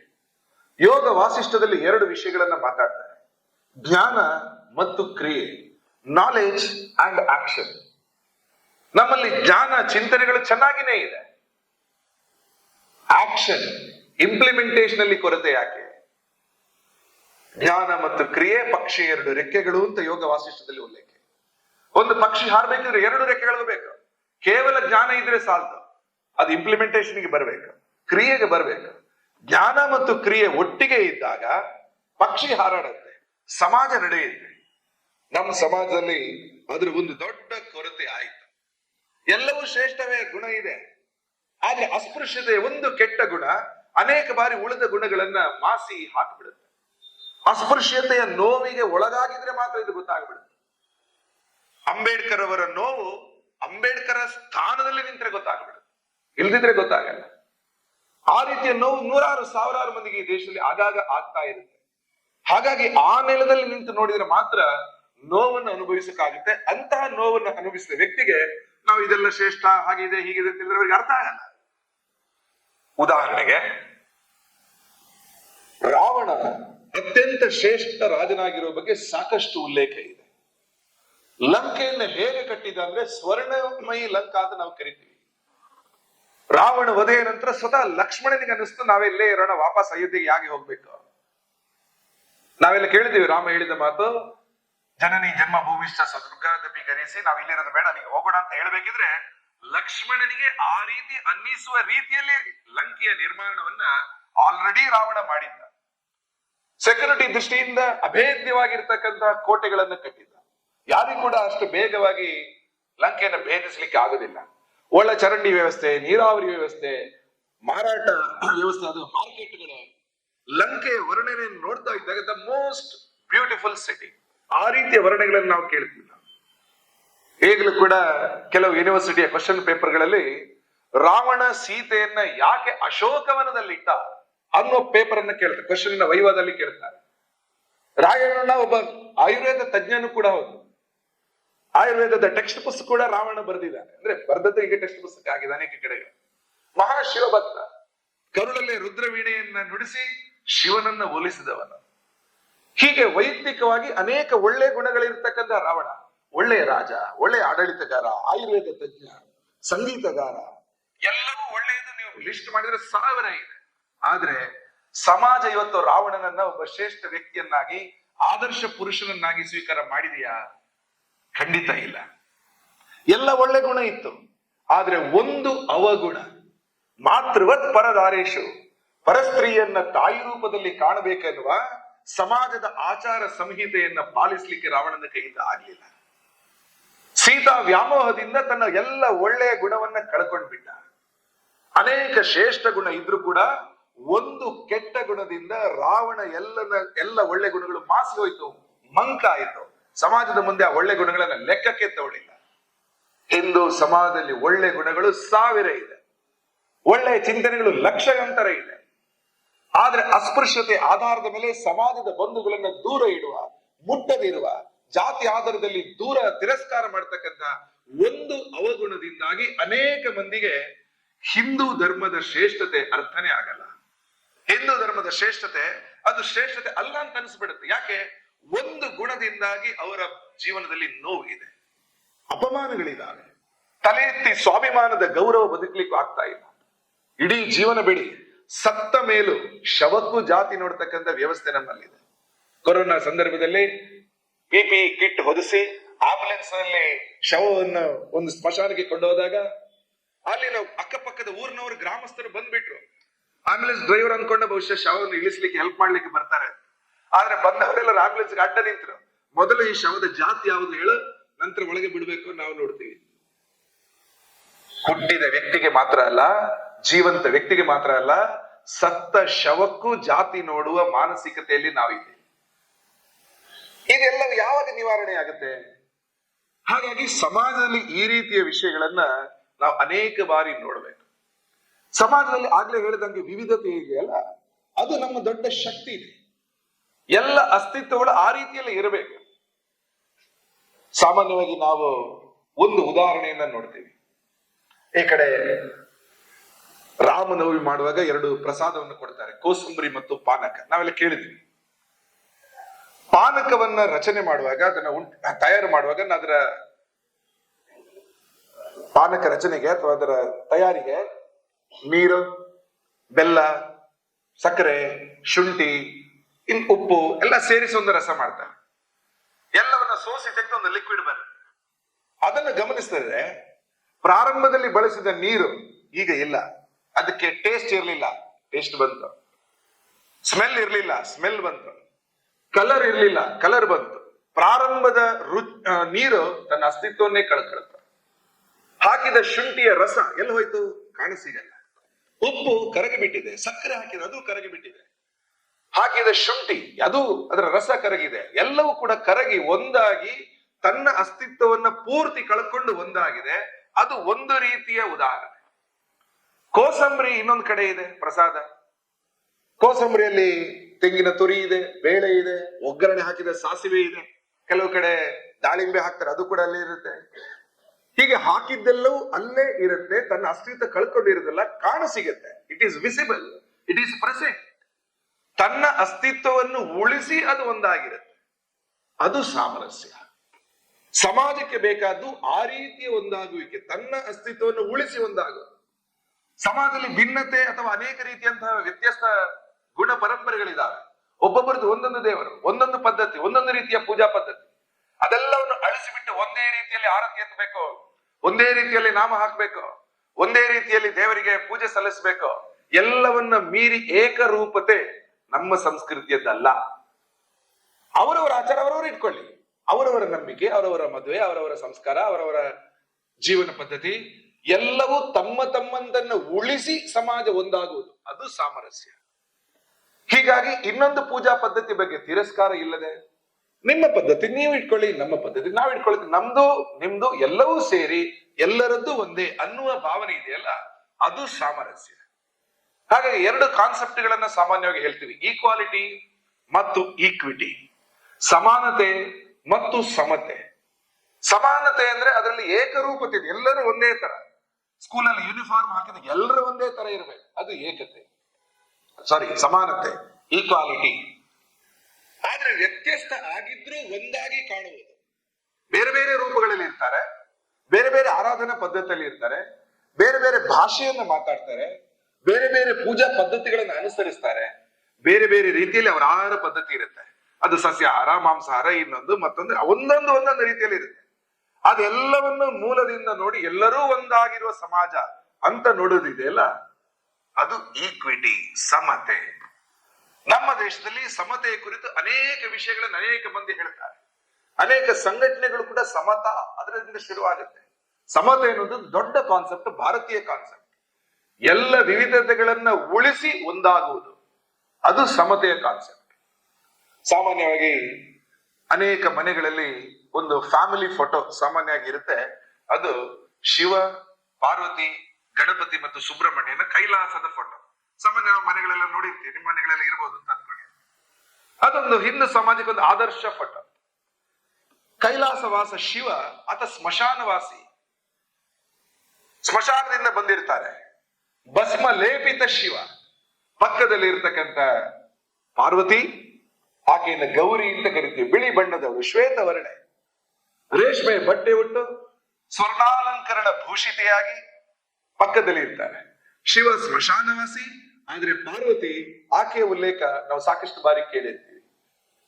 ಶಿವನ ಕೊರಳಲ್ಲಿ ಹಾವಿದೆ, ಗಣೇಶನ ವಾಹನ ಇಲಿ ಇದೆ, ಸುಬ್ರಹ್ಮಣ್ಯ ಇದ್ದಾನೆ, ಕಾರ್ತಿಕೇಯ, ಆತನ ವಾಹನ ನವಿಲಿದೆ. ಹಾವಿಗೂ ನವಿಲಿಗೂ ಸಂಬಂಧ ನಿಮ್ಗೆ ಗೊತ್ತು? ನವಿಲು ಹಾವನ್ನು ತಿನ್ನತ್ತೆ ಪ್ರಕೃತಿಯಲ್ಲಿ, ಆದ್ರೆ ಅಲ್ಲಿ ಒಟ್ಟಾಗಿರ್ತಾರೆ. ಹಾವು ಮತ್ತು ಇಲಿ ಸಂಬಂಧ ಪ್ರಕೃತಿಯ ಬಯೋಲಾಜಿಕಲಿ ಅದರ ಸಂಬಂಧ ಬೇರೆ. ಇಲಿಯನ್ನ ತಿನ್ನುವುದು ಹಾವಿನ ಸ್ವಭಾವ, ಆದ್ರೆ ಅಲ್ಲಿ ಇಲಿ ಮತ್ತು ಹಾವು ಒಟ್ಟಿಗೆ ಇರುತ್ತೆ. ಸ್ವಭಾವದಲ್ಲಿ ವಿಚಿತ್ರ ಇದೆ, ಸ್ವಭಾವದಲ್ಲಿ ವೈರುಧ್ಯ ಇದೆ. ಆ ಎಲ್ಲ ವಿವಿಧತೆ ಇದ್ರೂ ಒಂದು ಕುಟುಂಬ ಒಂದಾಗಿರುತ್ತೆ, ಒಟ್ಟಾಗಿರುತ್ತೆ.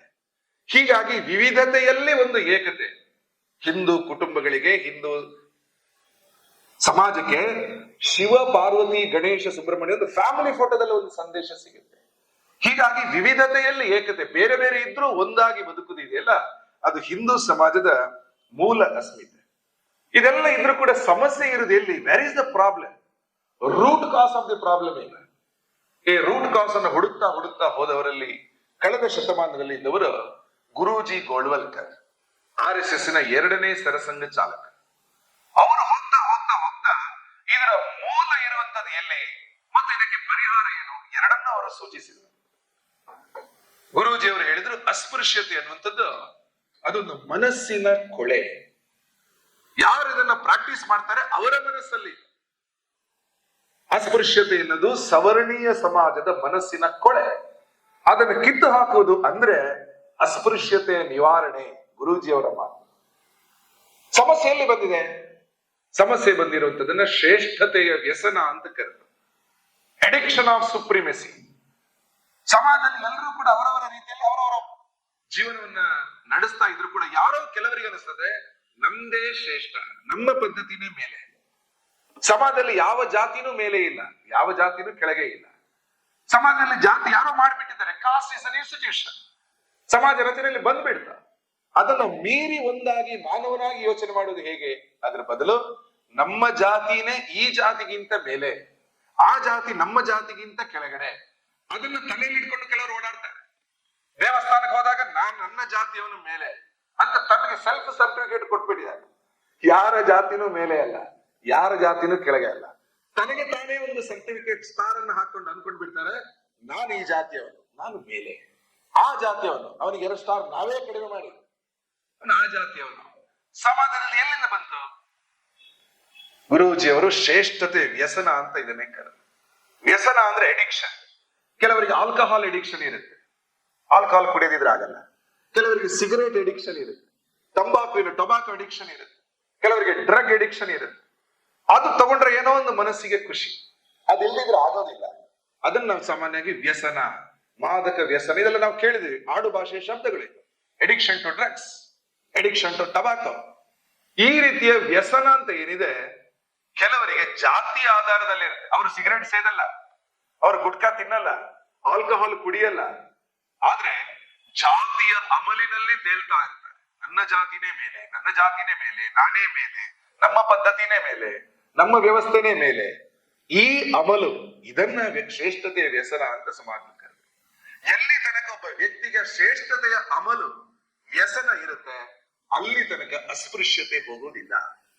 ಹಾಗಾಗಿ ಗುರುಜಿಯವರು ನೇರ ಹೇಳಿಬಿಟ್ರು, ಒಬ್ಬ ವ್ಯಕ್ತಿಯ ಮನಸ್ಸಿನಿಂದ ಅಸ್ಪೃಶ್ಯತೆಯ ಅಮಲು, ಶ್ರೇಷ್ಠತೆಯ ವ್ಯಸನ ಅದನ್ನು ಕಿತ್ತು ಹಾಕುವುದು ಅಂದ್ರೆ ಅಸ್ಪೃಶ್ಯತೆಯ ನಿವಾರಣೆ.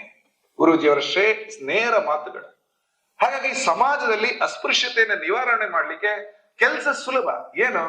ನಾನೇ ಶ್ರೇಷ್ಠ ಅನ್ನುವ ಭಾವನೆಯನ್ನ ಬಿಟ್ಬಿಟ್ರೆ ಸಮಾಜ ಎಲ್ಲರೂ ಸಮಾನರು, ನನ್ನಂತೆ ಅವನು, ಅವನಂತೆ ನಾನು, ನಾವೆಲ್ಲರೂ ಮಾನವ ಕೋಟಿಗಳು ಒಂದೇ, ಭಾರತಾಂಬೆಯ ಮಕ್ಕಳು, ನಾವೆಲ್ಲರೂ ಸಹೋದರ ಸಹೋದರಿಯರು.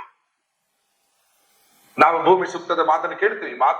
ಮಾತಾ ಭೂಮಿ ಪುತ್ರೋ ಅಹಂ, ನಾವು ಪೃಥಿವಿಯ ನಿಮ್ಮೆಲ್ಲರ ಮಕ್ಕಳು ನಾವು ಅನ್ನುವ ಭಾವನೆ ಇದ್ರೆ ಎಲ್ಲವೂ ಸರಿಯಾಗತ್ತೆ. ನಾವೆಲ್ಲರೂ ಕೂತಿರೋರು ಬೇರೆ ಬೇರೆ ಮನೆಗಳಿಂದ ಬಂದಿದ್ದೀವಿ, ಆದ್ರೆ ನಮ್ಮೆಲ್ಲರ ಕಾಮನ್ ಐಡೆಂಟಿಟಿ ಏನು? ನಾವೆಲ್ಲರೂ ಸಹೋದರ ಸಹೋದರಿ ಅಂತ ಹೇಳುವಾಗ, ಭಾರತ ಮಾತೆಯ ಮಕ್ಕಳು ಅಂತ ಹೇಳುವಾಗ, ತಾಯಿ ಒಂದೇ, ಭಾರತ ಮಾತೆ ನಮಗೆಲ್ಲರೂ ತಾಯಿ, ಒಂದೇ ತಾಯಿಯ ಮಕ್ಕಳನ್ನು ಏನಂತ ಕರಿತೀವಿ? ಸಹೋದರರು, ಸಹೋದರಿಯರು, ಅಣ್ಣ ತಮ್ಮಂದ್ರು, ಒಂದೇ ತಾಯಿಯ ಮಕ್ಕಳು. ಇಡೀ ಭಾರತ ವಾಸಿಗಳು ಯಾರು? ಅಣ್ಣ ತಮ್ಮಂದ್ರು. ನಿನ್ನೆ ಕಾರ್ಗಿಲ್ ವಿಜಯ ದಿವಸ ನಡೆಯುತ್ತೆ. ಆ ರೀತಿಯ ಒಂದು ಯುದ್ಧ 62ನೇ ಇಸ್ವಿಯಲ್ಲಿ ಆದಾಗ, ಚೀನಾ ಜೊತೆಗೆ ಹೋರಾಡಿದಾಗ ನಮ್ಮ ಸೇನೆ ಸೋಲ್ತು. ಮರು ವರ್ಷ 63ನೇ ಇಸ್ವಿಯಲ್ಲಿ ದೇಶಭಕ್ತಿಯ ಒಂದು ದೊಡ್ಡ ಹಾಡನ್ನ ಲತಾ ಮಂಗೇಶ್ವರ ಹಾಡಿದ್ರೆ ನಾವು ಕೇಳಿದೀವಿ, ಏ ಮೇರೆ ವತನ್ ಕೆ ಲೋಗೋ. ಅದರಲ್ಲಿ ಒಂದು ಸಾಲನ್ನ ಸೈನಿಕ ರೂಪದಲ್ಲಿ ಅವರು ಹಾಡ್ತಾರೆ. ಕೋಯಿ ಸಿಖ್, ಕೋಯಿ ಜಾಟ್, ಕೋಯಿ ಮರಾಠ, ಕೋಯಿ ಗುರ್ಖ, ಕೋಯಿ ಮದ್ರಾಸಿ. ಒಬ್ಬೊಬ್ಬರು ಒಂದೊಂದು ಕಮ್ಯುನಿಟಿಯಿಂದ ಬಂದ ಹಿನ್ನೆಲೆಯಲ್ಲಿ ಇರಬಹುದು, ಆದ್ರೆ ಸರ್ಹದ್ ಮೇ ಮರನೆ ವಾಲ ಓ ಹೇ ಭಾರತವಾಸಿ. ಬೇರೆ ಬೇರೆ ಜಾತಿಯಿಂದ ಬಂದಿದ್ರು ಕೂಡ ಭಾರತ ಮಾತೆಯ ಮಕ್ಕಳಾಗಿ ನಮ್ಮ ಒಂದು ಕಾಮನ್ ಐಡೆಂಟಿಟಿ ಇದೆ. ಹಾಗಾಗಿ ಈ ಶ್ರೇಷ್ಠತೆ ವ್ಯಸನ ಜಾತಿಯದ್ದೇನಿದೆ ಸಮಾಜದಲ್ಲಿ ಎಲ್ಲಾ ಹಂತಗಳಲ್ಲೂ ಇರುತ್ತೆ. ಕೆಲವೊಮ್ಮೆ ನಾವೇ ನಂಬರ್ 1 ಅಂತ ಇದ್ರೂ ಕೂಡ ಕೆಲವರಿಗೆ ನಂಬರ್ 2, ನಂಬರ್ 3, ನಂಬರ್ 4 ಇದ್ದವ ನಂಬರ್ 10 ನವನನ್ನ ತುಳಿತಾ ಇರ್ತಾರೆ. ನಂಬರ್ 4 to 5, 5 to 10 ನಡೀತಾ ಇರುತ್ತೆ ಸಮಾಜದಲ್ಲಿ. ಕೆಲವು ಊರುಗಳಲ್ಲಿ ಕೆಲವು ಜಾತಿಯವರು ಇಲ್ವೇ ಇಲ್ಲ, ಆದ್ರೂ ಅಲ್ಲಿ ಅಸ್ಪೃಶ್ಯತೆ ಇದಿರುತ್ತೆ. ಯಾಕೆಂದ್ರೆ ಅಲ್ಲಿರುವ ಜಾತಿಯಲ್ಲಿ ಕೆಲವರಿಗೆ ಅನಿಸ್ತದೆ ಇವರಿಗಿಂತ ನಾವು ಮೇಲೆ, ಇವರಿಗಿಂತ ನಾವು ಮೇಲೆ. ಈ ತರ ಮೇಲೆ ಮೇಲೆ ಹೋಗುವ ಪಟ್ಟದ ಶ್ರೇಷ್ಠತೆಯ ಒಂದು ಪುರುವಿಗೋಸ್ಕರ ಮಾಡುವ ಪ್ರಯತ್ನದಿಂದಾಗಿ ಸಮಾಜದ ಆರೋಗ್ಯ ಕೆಡ್ತಾ ಇದೆ. ಇದನ್ನ ಅತ್ಯಂತ ಸೂಚಕವಾಗಿ ಸಮಾಜದ ಮುಂದೆ ಹೇಳಿದಂತವರು ಸ್ವಾತಂತ್ರ್ಯ ವೀರ ಸಾವರ್ಕರ್. ಹಿಂದೂ ಸಮಾಜವನ್ನ ನೋಡ್ತಾ ನೋಡ್ತಾ ಸಮಾಜ ಥಿಯರಿ ಬಗ್ಗೆ 1923ನೇ ಇಸ್ವಿಯಲ್ಲಿ ಒಂದು ಪುಸ್ತಕ ಬರೆದಿದ್ರು. ಆ ಪುಸ್ತಕದ ಹೆಸರೇ ಹಿಂದುತ್ವ.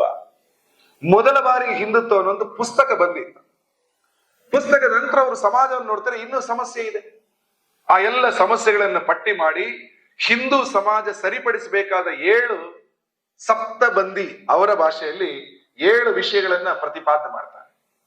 ಆ ಸಪ್ತಬಂದಿಯಲ್ಲಿ ಮೊದಲನೇದು ರೋಟಿ ಬಂದಿ. ಇನ್ನೊಬ್ಬರ ಜೊತೆ ಊಟ ಮಾಡ್ಲಿಕ್ಕೆ ನಾವು ತಯಾರಿಲ್ಲ. ಊಟ ಮಾಡೋಕೆ ಜಾತಿ ನೋಡ್ಬಿಟ್ಟು ಅವನು ಯಾವ ಜಾತಿ. ಈಗಲೂ ಕೂಡ ಅನೇಕ ದೇವಸ್ಥಾನಗಳಲ್ಲಿ ಇದೆ. ದೊಡ್ಡ ದೊಡ್ಡ ಚಿಂತನೆ, ದೇವರ ಹತ್ರ ಪ್ರಾರ್ಥನೆ ಎಲ್ಲಾ ಮಾಡಿ ಬಂದು ಊಟಕ್ಕೆ ಹೋಗ, ಅವನ ನನ್ನ ಜಾತಿ ಅಲ್ಲ, ನನ್ನ ಜಾತಿಯವರೊಟ್ಟಿಗೆ ಮಾತ್ರ ಊಟ. ಎಲ್ಲೋ ಇದೆ. ಬೆಂಗಳೂರಂತ ನಗರದಲ್ಲಿ ಎಲ್ಲದೇ ಇರ್ಬೋದು, ಗ್ರಾಮಾಂತರ ಪ್ರದೇಶದಲ್ಲಿ ಇವತ್ತಿ ಕೂಡ ಒಂದೇ ಪಂಕ್ತಿಯಲ್ಲಿ ಬೇರೆ ಜಾತಿಯವರು ಊಟನೇ ಮಾಡಿ ಎದ್ದು ಹೋಗ್ಬಿಡ್ತಾರೆ. ಜಾತಿ ಕಾರಣಕ್ಕೋಸ್ಕರ ರೋಟಿ ಅಂದ್ರೆ ಆಹಾರ, ಸಾವರ್ಕರ್ ಹೇಳಿದ ಮೊದಲ ಪಾಯಿಂಟ್. ಎರಡನೇದು ಭೇಟಿ. ಮದುವೆಗೆ ಸಾಮಾನ್ಯ ಜಾತಿ ನೋಡುವಂತದ್ದು ಸಮಾಜದಲ್ಲಿ ನಂಬಿಕೆ ಸಾಕಷ್ಟಿದೆ. ಅಕಸ್ಮಾತ್ ಹಿಂದೂ ಸಮಾಜದ ಸುಸಂಸ್ಕೃತ ಸಭ್ಯ ವ್ಯಕ್ತಿ ಮದುವೆ ಆಗ್ಲಿಕ್ಕೆ ಮುಂದೆ ಬಂದ್ರೆ ಜಾತಿ ಅಡ್ಡ ಬರುತ್ತೆ. ಸಾವರ್ಕರ್ ಮಾತು. ಅವರು ಸಾಕಷ್ಟು ಅಂತರ್ಜಾತಿ ವ್ಯವಹಾರನ ನಡೆಸಿಕೊಟ್ಟವರು ಸ್ವಾತಂತ್ರ್ಯ ವೀರ ಸಾವರ್ಕರ್. ಮೂರನೇದು ಸಿಂಧು ಬಂದಿ ಅಥವಾ ಸಾಗರ ಬಂದಿ ಅಂತ ಕೇಳಿದ್ರು. ಸಮುದ್ರಯಾನ ಮಾಡಿದ್ರೆ ಜಾತಿ ಭ್ರಷ್ಟ ಆಗುತ್ತೆ.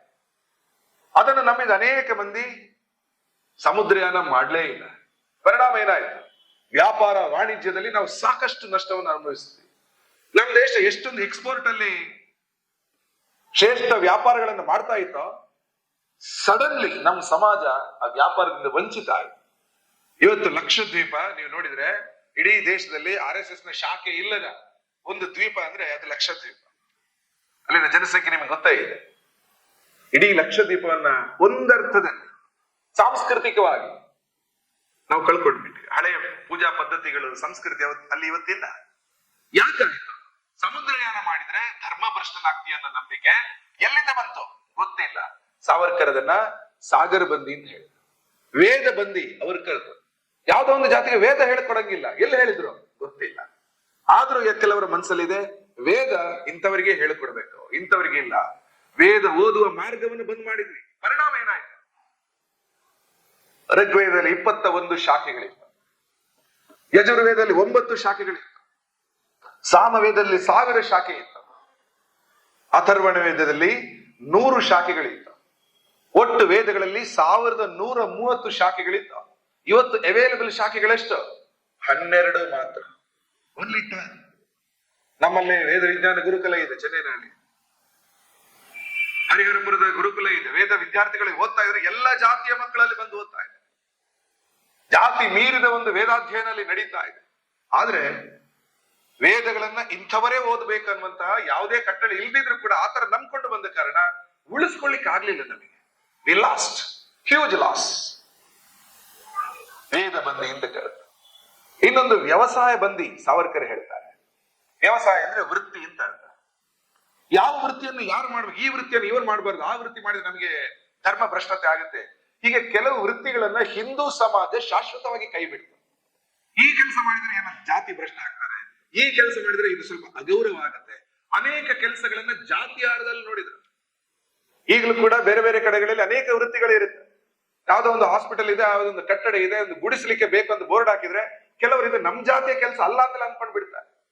ಶುಚಿತ್ವದ ಸ್ವಚ್ಛತೆ ಬಗ್ಗೆ 1000 ಮುಖದಲ್ಲಿ ಮಾತಾಡ್ತಾರೆ. ಧರ್ಮದ ವ್ಯಾಖ್ಯೆಯಲ್ಲಿ ಮೊದಲೇ ಇದೆ. ಶೌಚ, ಇಂದ್ರಿಯ ನಿಗ್ರಹ ಎಲ್ಲ ಇದೆ. ಆದ್ರೆ ಶೌಚಾಲಯವನ್ನು ಸ್ವಚ್ಛತೆ ಮಾಡೋದು ಇನ್ಯಾರು ಜಾತಿ ಅಂತ ಕೆಲವು ಅನ್ಕೊಂಡ್ ಬಿಟ್ಟಿದ್ದಾರೆ. ಸಾವರ್ಕರ್ ಹೇಳಿದ್ರು, ಯಾವ ವ್ಯವಸಾಯನೂ ಕೂಡ ಕನಿಷ್ಠ ಅಲ್ಲ, ಎಲ್ಲವೂ ಕೂಡ ಸಮಾಜದಲ್ಲಿ ಶ್ರೇಷ್ಠವಾದದ್ದೇ. ಹಿಂದೂ ಸಮಾಜ ಅನೇಕ ಜಾತಿ ಮುಖಂಡರು ಅಂತ ಇದ್ದಾರೆ. ಅವರಿಗೆ ವ್ಯವಸಾಯ ವೃತ್ತಿ ಬಗ್ಗೆ ಒಂದು ಲಿಮಿಟ್ ಅನ್ನ ಹಾಕೊಂಡ್ಬಿಟ್ರು ತಮ್ಮ ಕುಟುಂಬಗಳಲ್ಲಿ. ತಮ್ಮ ಮಕ್ಕಳು ಇನ್ನೊಂದು ಅದು ನಿಮ್ ಕೆಲಸ ಅಲ್ಲ, ನಮ್ಮ ಜಾತಿಗೆ ಸೇರಿದಲ್ಲ, ಅದನ್ನ ಮಾಡಿದ್ರೆ ಜಾತಿ ಭ್ರಷ್ಟ. ಇದೆಲ್ಲ ಬಂತು ಸಮಾಜದಲ್ಲಿ. ಸಾವರ್ಕರ್ ಅವರು ಅದನ್ನು ಕೇಳ್ತಾರೆ. ಹೇಳ್ತಾ ಸಾವರ್ಕರ್ ಬಳಸ್ತಕ್ಕಂಥ 2 ಪ್ರಮುಖ ಬಂದಿಗಳು, ಒಂದು ಸ್ಪೃಶ್ಯ ಬಂದಿ, ಇನ್ನೊಂದು ಶುದ್ಧಿ ಬಂದಿ. ಸ್ಪೃಶ್ಯ ಬಂದಿ ಅಂದ್ರೆ ಯಾರನ್ನ ಮುಟ್ಟಬೇಕು, ಯಾರನ್ನ ಮುಟ್ಟಬಾರದು, ಈ ತರ ನಮ್ಮ ಶಾಸ್ತ್ರದಲ್ಲಿ ಹೇಳಿಲ್ಲ. ಆದ್ರೆ ಸ್ಪರ್ಶ ಬಂದಿ ಅಂತ ಇದೆ. ಯಾರನ್ನ ಸ್ಪರ್ಶ ಮಾಡಬೇಕು, ಯಾರು ಅಸ್ಪೃಶ್ಯರು ಅವರನ್ನ ಸ್ಪರ್ಶ ಮಾಡಂಗಿಲ್ಲ. ಹೀಗಾಗಿ ಮನೆ ಬಾಗಿಲಿಗೆ ಎಲ್ಲರ ಪ್ರವೇಶ ಆಗ್ಲೇ ಇಲ್ಲ. ಮೈ ಮುಟ್ಟಿ ದೇಹ ಮುಟ್ಟಿ ಮಾತನಾಡುವ ವ್ಯವಸ್ಥೆ ನಮ್ಮ ಸಮಾಜದಲ್ಲಿ ಪೂರ್ತಿಯಾಗಿ ಇರಲಿಲ್ಲ. ಯಾರಿಂದಲೂ ದೂರ ಹೋಗೋದು, ಯಾರಿಂದಲೂ ದೂರವಾಗಿ ತಾವು ಉಳಿಯೋದು, ಮುಟ್ಟಿದ್ರೆ ಏನು ಆಗತ್ತೆ ಅಂತ ಅನಾಹುತ ಆಗುವಂಥದ್ದು. ಈ ರೀತಿಯ ಸ್ಪರ್ಶ ಬಂದಿ ಸಾವರ್ಕರ್ ಹೇಳಿದ್ರು ಹಿಂದೂ ಸಮಾಜದ ಒಂದು ದೊಡ್ಡ ಶಾಪ. ಹಾಗೇನೆ ಶುದ್ಧಿ ಬಂದಿ. ಶುದ್ಧಿ ಬಂದಿ ಅಂದ್ರೆ ಅಕಸ್ಮಾತ್ ಬೈ ಚಾನ್ಸ್ ಒಬ್ಬ ವ್ಯಕ್ತಿ ಆತ ಯಾವುದೋ ಕಾರಣಕ್ಕೆ ನೀವು ಹೇಳಿದ ಎಲ್ಲ ಪಾಯಿಂಟ್ ಅಲ್ಲಿ ಧರ್ಮ ಭ್ರಷ್ಟ ಆಗ್ತಾನೆ ಅಂತ ಅಂದ್ಕೊಳ್ಳಿ. ಮೇಲೆ ಹೇಳಿದ 6 ಅಂಶಗಳಲ್ಲಿ ಸಮಥಿಂಗ್ ಹ್ಯಾಪಂಡ್, ನಿಮ್ಮ ಪ್ರಕಾರ ಅದು ಬಂದಿಯಾಗಿಬಿಟ್ಟ, ಏನೋ ಸಾಗರ ಯಾನ ಮಾಡ್ದ, ಇನ್ಯಾವುದೋ ನಿಮ್ಮ ಆಹಾರ ಪದ್ಧತಿ ಬಿಟ್ಟು ಇನ್ನೇನೋ ತಿನ್ಬಿಟ್ಟ, ಸಮಥಿಂಗ್ ಹ್ಯಾಪಂಡ್, ಅವ್ರು ವಾಪಸ್ ಬರೋದು ಹೇಗೆ? ಅದನ್ನ ಶುದ್ಧಿ ಅಂತ ಕರೀತಾರೆ. ಅದನ್ನ ಬಂದ್ ಮಾಡಿಬಿಟ್ರ ಹೋದವನು ಪರ್ಮನೆಂಟ್.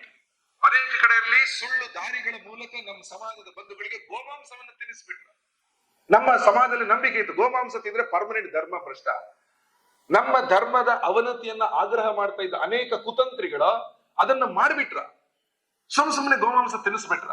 ಯಾಕೆ? ಅವ್ರಿಗೆ ಗೊತ್ತಿತ್ತು ಇವರು ಒಮ್ಮೆ ಗೋಮಾಂಸ ತಿಂದ್ರೆ ಇವ್ರನ್ನ ಪರ್ಮನೆಂಟ್ ಜಾತಿಯಿಂದ ಹೊರಗಾಗ್ತಾರೆ, ಇವರು ಈಸಿಯಾಗಿ ಮತಾಂತರಕ್ಕೊಳಗಾಗ್ತಾರೆ. ಭಾರತದಲ್ಲಿ ದೊಡ್ಡ ಪ್ರಮಾಣದಲ್ಲಿ ಮತಾಂತರ ಆಗುವ ಒಂದು ರೂಟ್, ಹೋದವನು ವಾಪಸ್ ಬರಕ್ಕೆ ಇಲ್ಲ.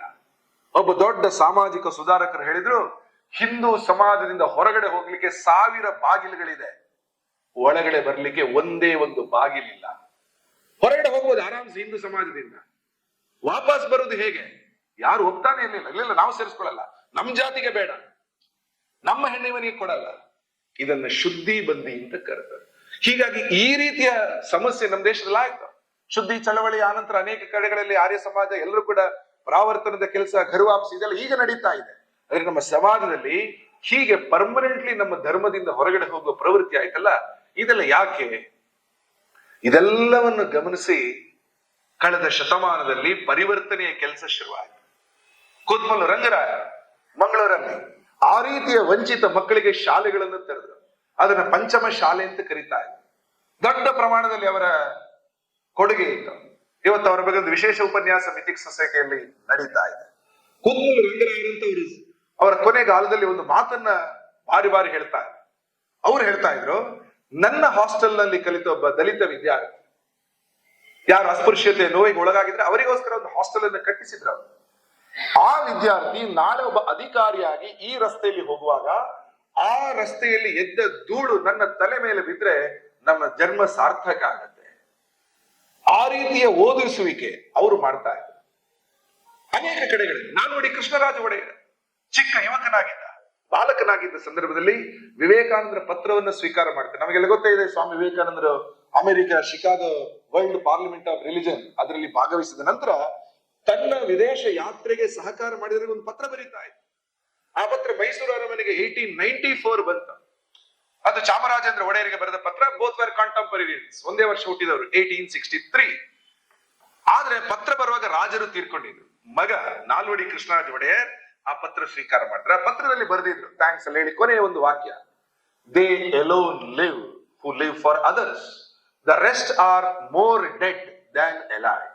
ಇನ್ನೊಬ್ಬರಿಗೋಸ್ಕರ ಬದುಕುವನೇ ನಿಜವಾಗಿ ಬದುಕಿದಂತೆ, ಇಲ್ದಿದ್ರೆ ಬದುಕಿಯು ಸತ್ತಂತೆ. ಪುಟ್ಟ ಹುಡುಗರಿಗೆ ಅರ್ಥ ಆಗ್ಲಿಲ್ಲ, ಓದಿದ್ರು, ಅನೇಕ ಬಾರಿ ಅದನ್ನ ಹೇಳಿಸ್ಕೊಟ್ರು. ನಂತರ ಗೊತ್ತಾಯ್ತು, ಇನ್ನೊಬ್ಬರಿಗೋಸ್ಕರ ನಾನು ಬದುಕಬೇಕು. ನಾನು ಯುವರಾಜ, ನಾಳೆ ಮಹಾರಾಜ. ಮಹಾರಾಜಾದಾಗ ಏನು ಮಾಡಬಲ್ಲ? ಎಲ್ಲರಿಗೋಸ್ಕರ ಶಾಲೆಗಳನ್ನು ತೆರೆದ್ರು. ಮಹಾರಾಣಿ ಮಹಾರಾಜ ಕಾಲೇಜುಗಳನ್ನು ತೆರೆಯುವುದರ ಜೊತೆಗೆ ಯಾರಿಗೆ ಇದುವರೆಗೆ ಶಿಕ್ಷಣ ಸಿಕ್ಕಿಲ್ಲ ಅವರಿಗೆ ಸ್ಕೂಲ್ಗಳನ್ನು ತೆರೆದ್ರು. ಅಂತಹ ಸ್ಕೂಲ್ಗಳಲ್ಲಿ ಪಾಠ ಮಾಡ್ಲಿಕ್ಕೆ ಅಧ್ಯಾಪಕರು ಬರಲಿಲ್ಲ. ತಲೆಕಾಡು ರಂಗೇಗೌಡರಂತ ಅನೇಕ ಮಂದಿ ಬಂದ್ರು. ಕೆಲವರು ಶಾಲೆಗೆ ಬರ್ಲಿಕ್ಕೆ ಆಗ್ಲಿಲ್ಲ, ಮಕ್ಕಳಿದ್ದಲ್ಲಿಗೆ ಹೋಗಿ ಕಲಿಸಿದ್ರು. ಕಾವೇರಿ ನದಿ ದಂಡೆ ಮೇಲೆ ಅ ಇ ಬರೆದು ಅಭ್ಯಾಸ ಮಾಡಿದ್ರು. ಒಮ್ಮೆ ಅಂತ ಒಂದು ಹೈಸ್ಕೂಲ್ ನ ತಂಡ, ಅವರಿಗೆ ವಯಸ್ಸಾಗಿದೆ, ಅವರು ಇನ್ನೂ ಅಕ್ಷರಮಾಲೆ ಕಲಿತಾ ಇದ್ದಾರೆ. ಆತರ ಕಲಿಸಿ ಕಲಿಸಿ ಕಲಿಸಿ ಆ ತಂಡದಿಂದ ಒಬ್ಬ ವಿದ್ಯಾರ್ಥಿ, ಅಸ್ಪೃಶ್ಯತೆಯ ನೋವಿಗೆ ಒಳಗಾದ ವಿದ್ಯಾರ್ಥಿ, ಅವರು IAS ಪದವಿಯನ್ನ ಪಾಸ್ ಮಾಡ್ತಾರೆ. ಕರ್ನಾಟಕ ಲೋಕಸೇವಾ ಆಯೋಗದ ಅಧ್ಯಕ್ಷರಾಗ್ತಾರೆ. ಅವರ ಹೆಸರು KS ಭರಣಯ್ಯ. ಅವರು ಉಡುಪಿಯಲ್ಲಿ 1869 ಇಸ್ವಿಯಲ್ಲಿ ಧರ್ಮ ಸಮ್ಮೇಳನ ಆದಾಗ, ಸಂಸತ್ ಸಮಾವೇಶ ಆದಾಗ ಅಲ್ಲಿನ ಅಧ್ಯಕ್ಷತೆಯನ್ನು ವಹಿಸಿದ್ದವರು ಭರಣಯ್ಯನವರೇ. ನಾಲ್ವಡಿ ಕೃಷ್ಣರಾಜ ಒಡೆಯರ ಯೋಚನೆ ಅಂತ ಆ ಮಕ್ಕಳಿಗೆ ಶಿಕ್ಷಣ, ಆ ಮಕ್ಕಳ ಅಭ್ಯುದಯ, ಅದರಿಂದ ಬಂದಂತಹ ಒಬ್ಬ ವಿದ್ಯಾರ್ಥಿ KS ಭರಣಯ್ಯನವರು ಪಕ್ಕದಲ್ಲಿ ಗುರುಜಿ ಕೂತಿದ್ರು, ಪೇಜಾವರ ಮಠಾಧೀಶರು ಮತ್ತು ಅನೇಕ ಸಂತರು ಅಲ್ಲಿ ಭಾಗವಹಿಸಿದ್ರು. ಇಡೀ ಸಮಾಜ ಒಕ್ಕೊರಲಿಂದ ಒಂದು ನಿರ್ಣಯವನ್ನ ಕೈಗೊಂಡ್ರು. ಏನದು? ಹಿಂದವಹ ಸೋದರಾಹ ಸರ್ವೇ, ಎಲ್ಲ ಹಿಂದೂಗಳು ಸೋದರರು. 3 ವರ್ಷ ಕೆಳಗೆ 1966ರಲ್ಲಿ ಪ್ರಯಾಗದಲ್ಲಿ ಧರ್ಮ ಸಮ್ಮೇಳನದಲ್ಲಿ ಒಂದು ಸ್ಲೋಗನ್ ತಗೊಂಡಿದ್ರು, ನ ಹಿಂದೂ ಪತಿತೋ ಭವೆ. ಯಾವ ಹಿಂದೂ ಪತಿತ ಬಿದ್ದವ ಫಾಲನ್ ಅಲ್ಲ, ಎಲ್ಲ ಹಿಂದೂಗಳು ಸಮಾನ. 83ರಲ್ಲಿ ಮತ್ತೆ ಧರ್ಮ ಸಮ್ಮೇಳನ ಆದಾಗ ಉಜಿರೆಯಲ್ಲಿ ಮಮ ದೀಕ್ಷಾ ಹಿಂದೂ ರಕ್ಷಾ ಮಮ ಮಂತ್ರ ಸಮಾನತ ಈ ವಾಕ್ಯವನ್ನೆಲ್ಲ ತಗೊಂಡ್ರು. 69ರ ಆ ಒಂದು ಧರ್ಮ ಸಮ್ಮೇಳನದ ಯಶಸ್ಸನ್ನ ನೋಡಿ ನಾವೆಲ್ಲರೂ ಸೋದರು ಅಂತ ಸಾರಿದನ್ನು ನೋಡಿ ಭರಣಯ್ಯನವರು ಎದ್ದು ನಿಂತು ಗುರೂಜಿಯವರನ್ನ ಅಪ್ಕೊಂಡು ಹೇಳಿದ್ರು, at last you have come for our rescue, ನಮ್ಮನ್ನ ಮೇಲೆತ್ತಲಿಕ್ಕೆ ನೀವು ಬಂದ್ರಿ. ಆ ಮಾತನ್ನ ಗುರೂಜಿಯವರ ಹತ್ರ ಹೇಳಿದ್ರು. ಗುರೂಜಿಯವರು ಅನೇಕ ಕಾಲಗಳಲ್ಲಿ ಹೋದಲ್ಲಿ ಸಾಮಾಜಿಕ ಸಮರಸತೆಯನ್ನ ಮಾತಾಡ್ತಾ ಇದ್ರು.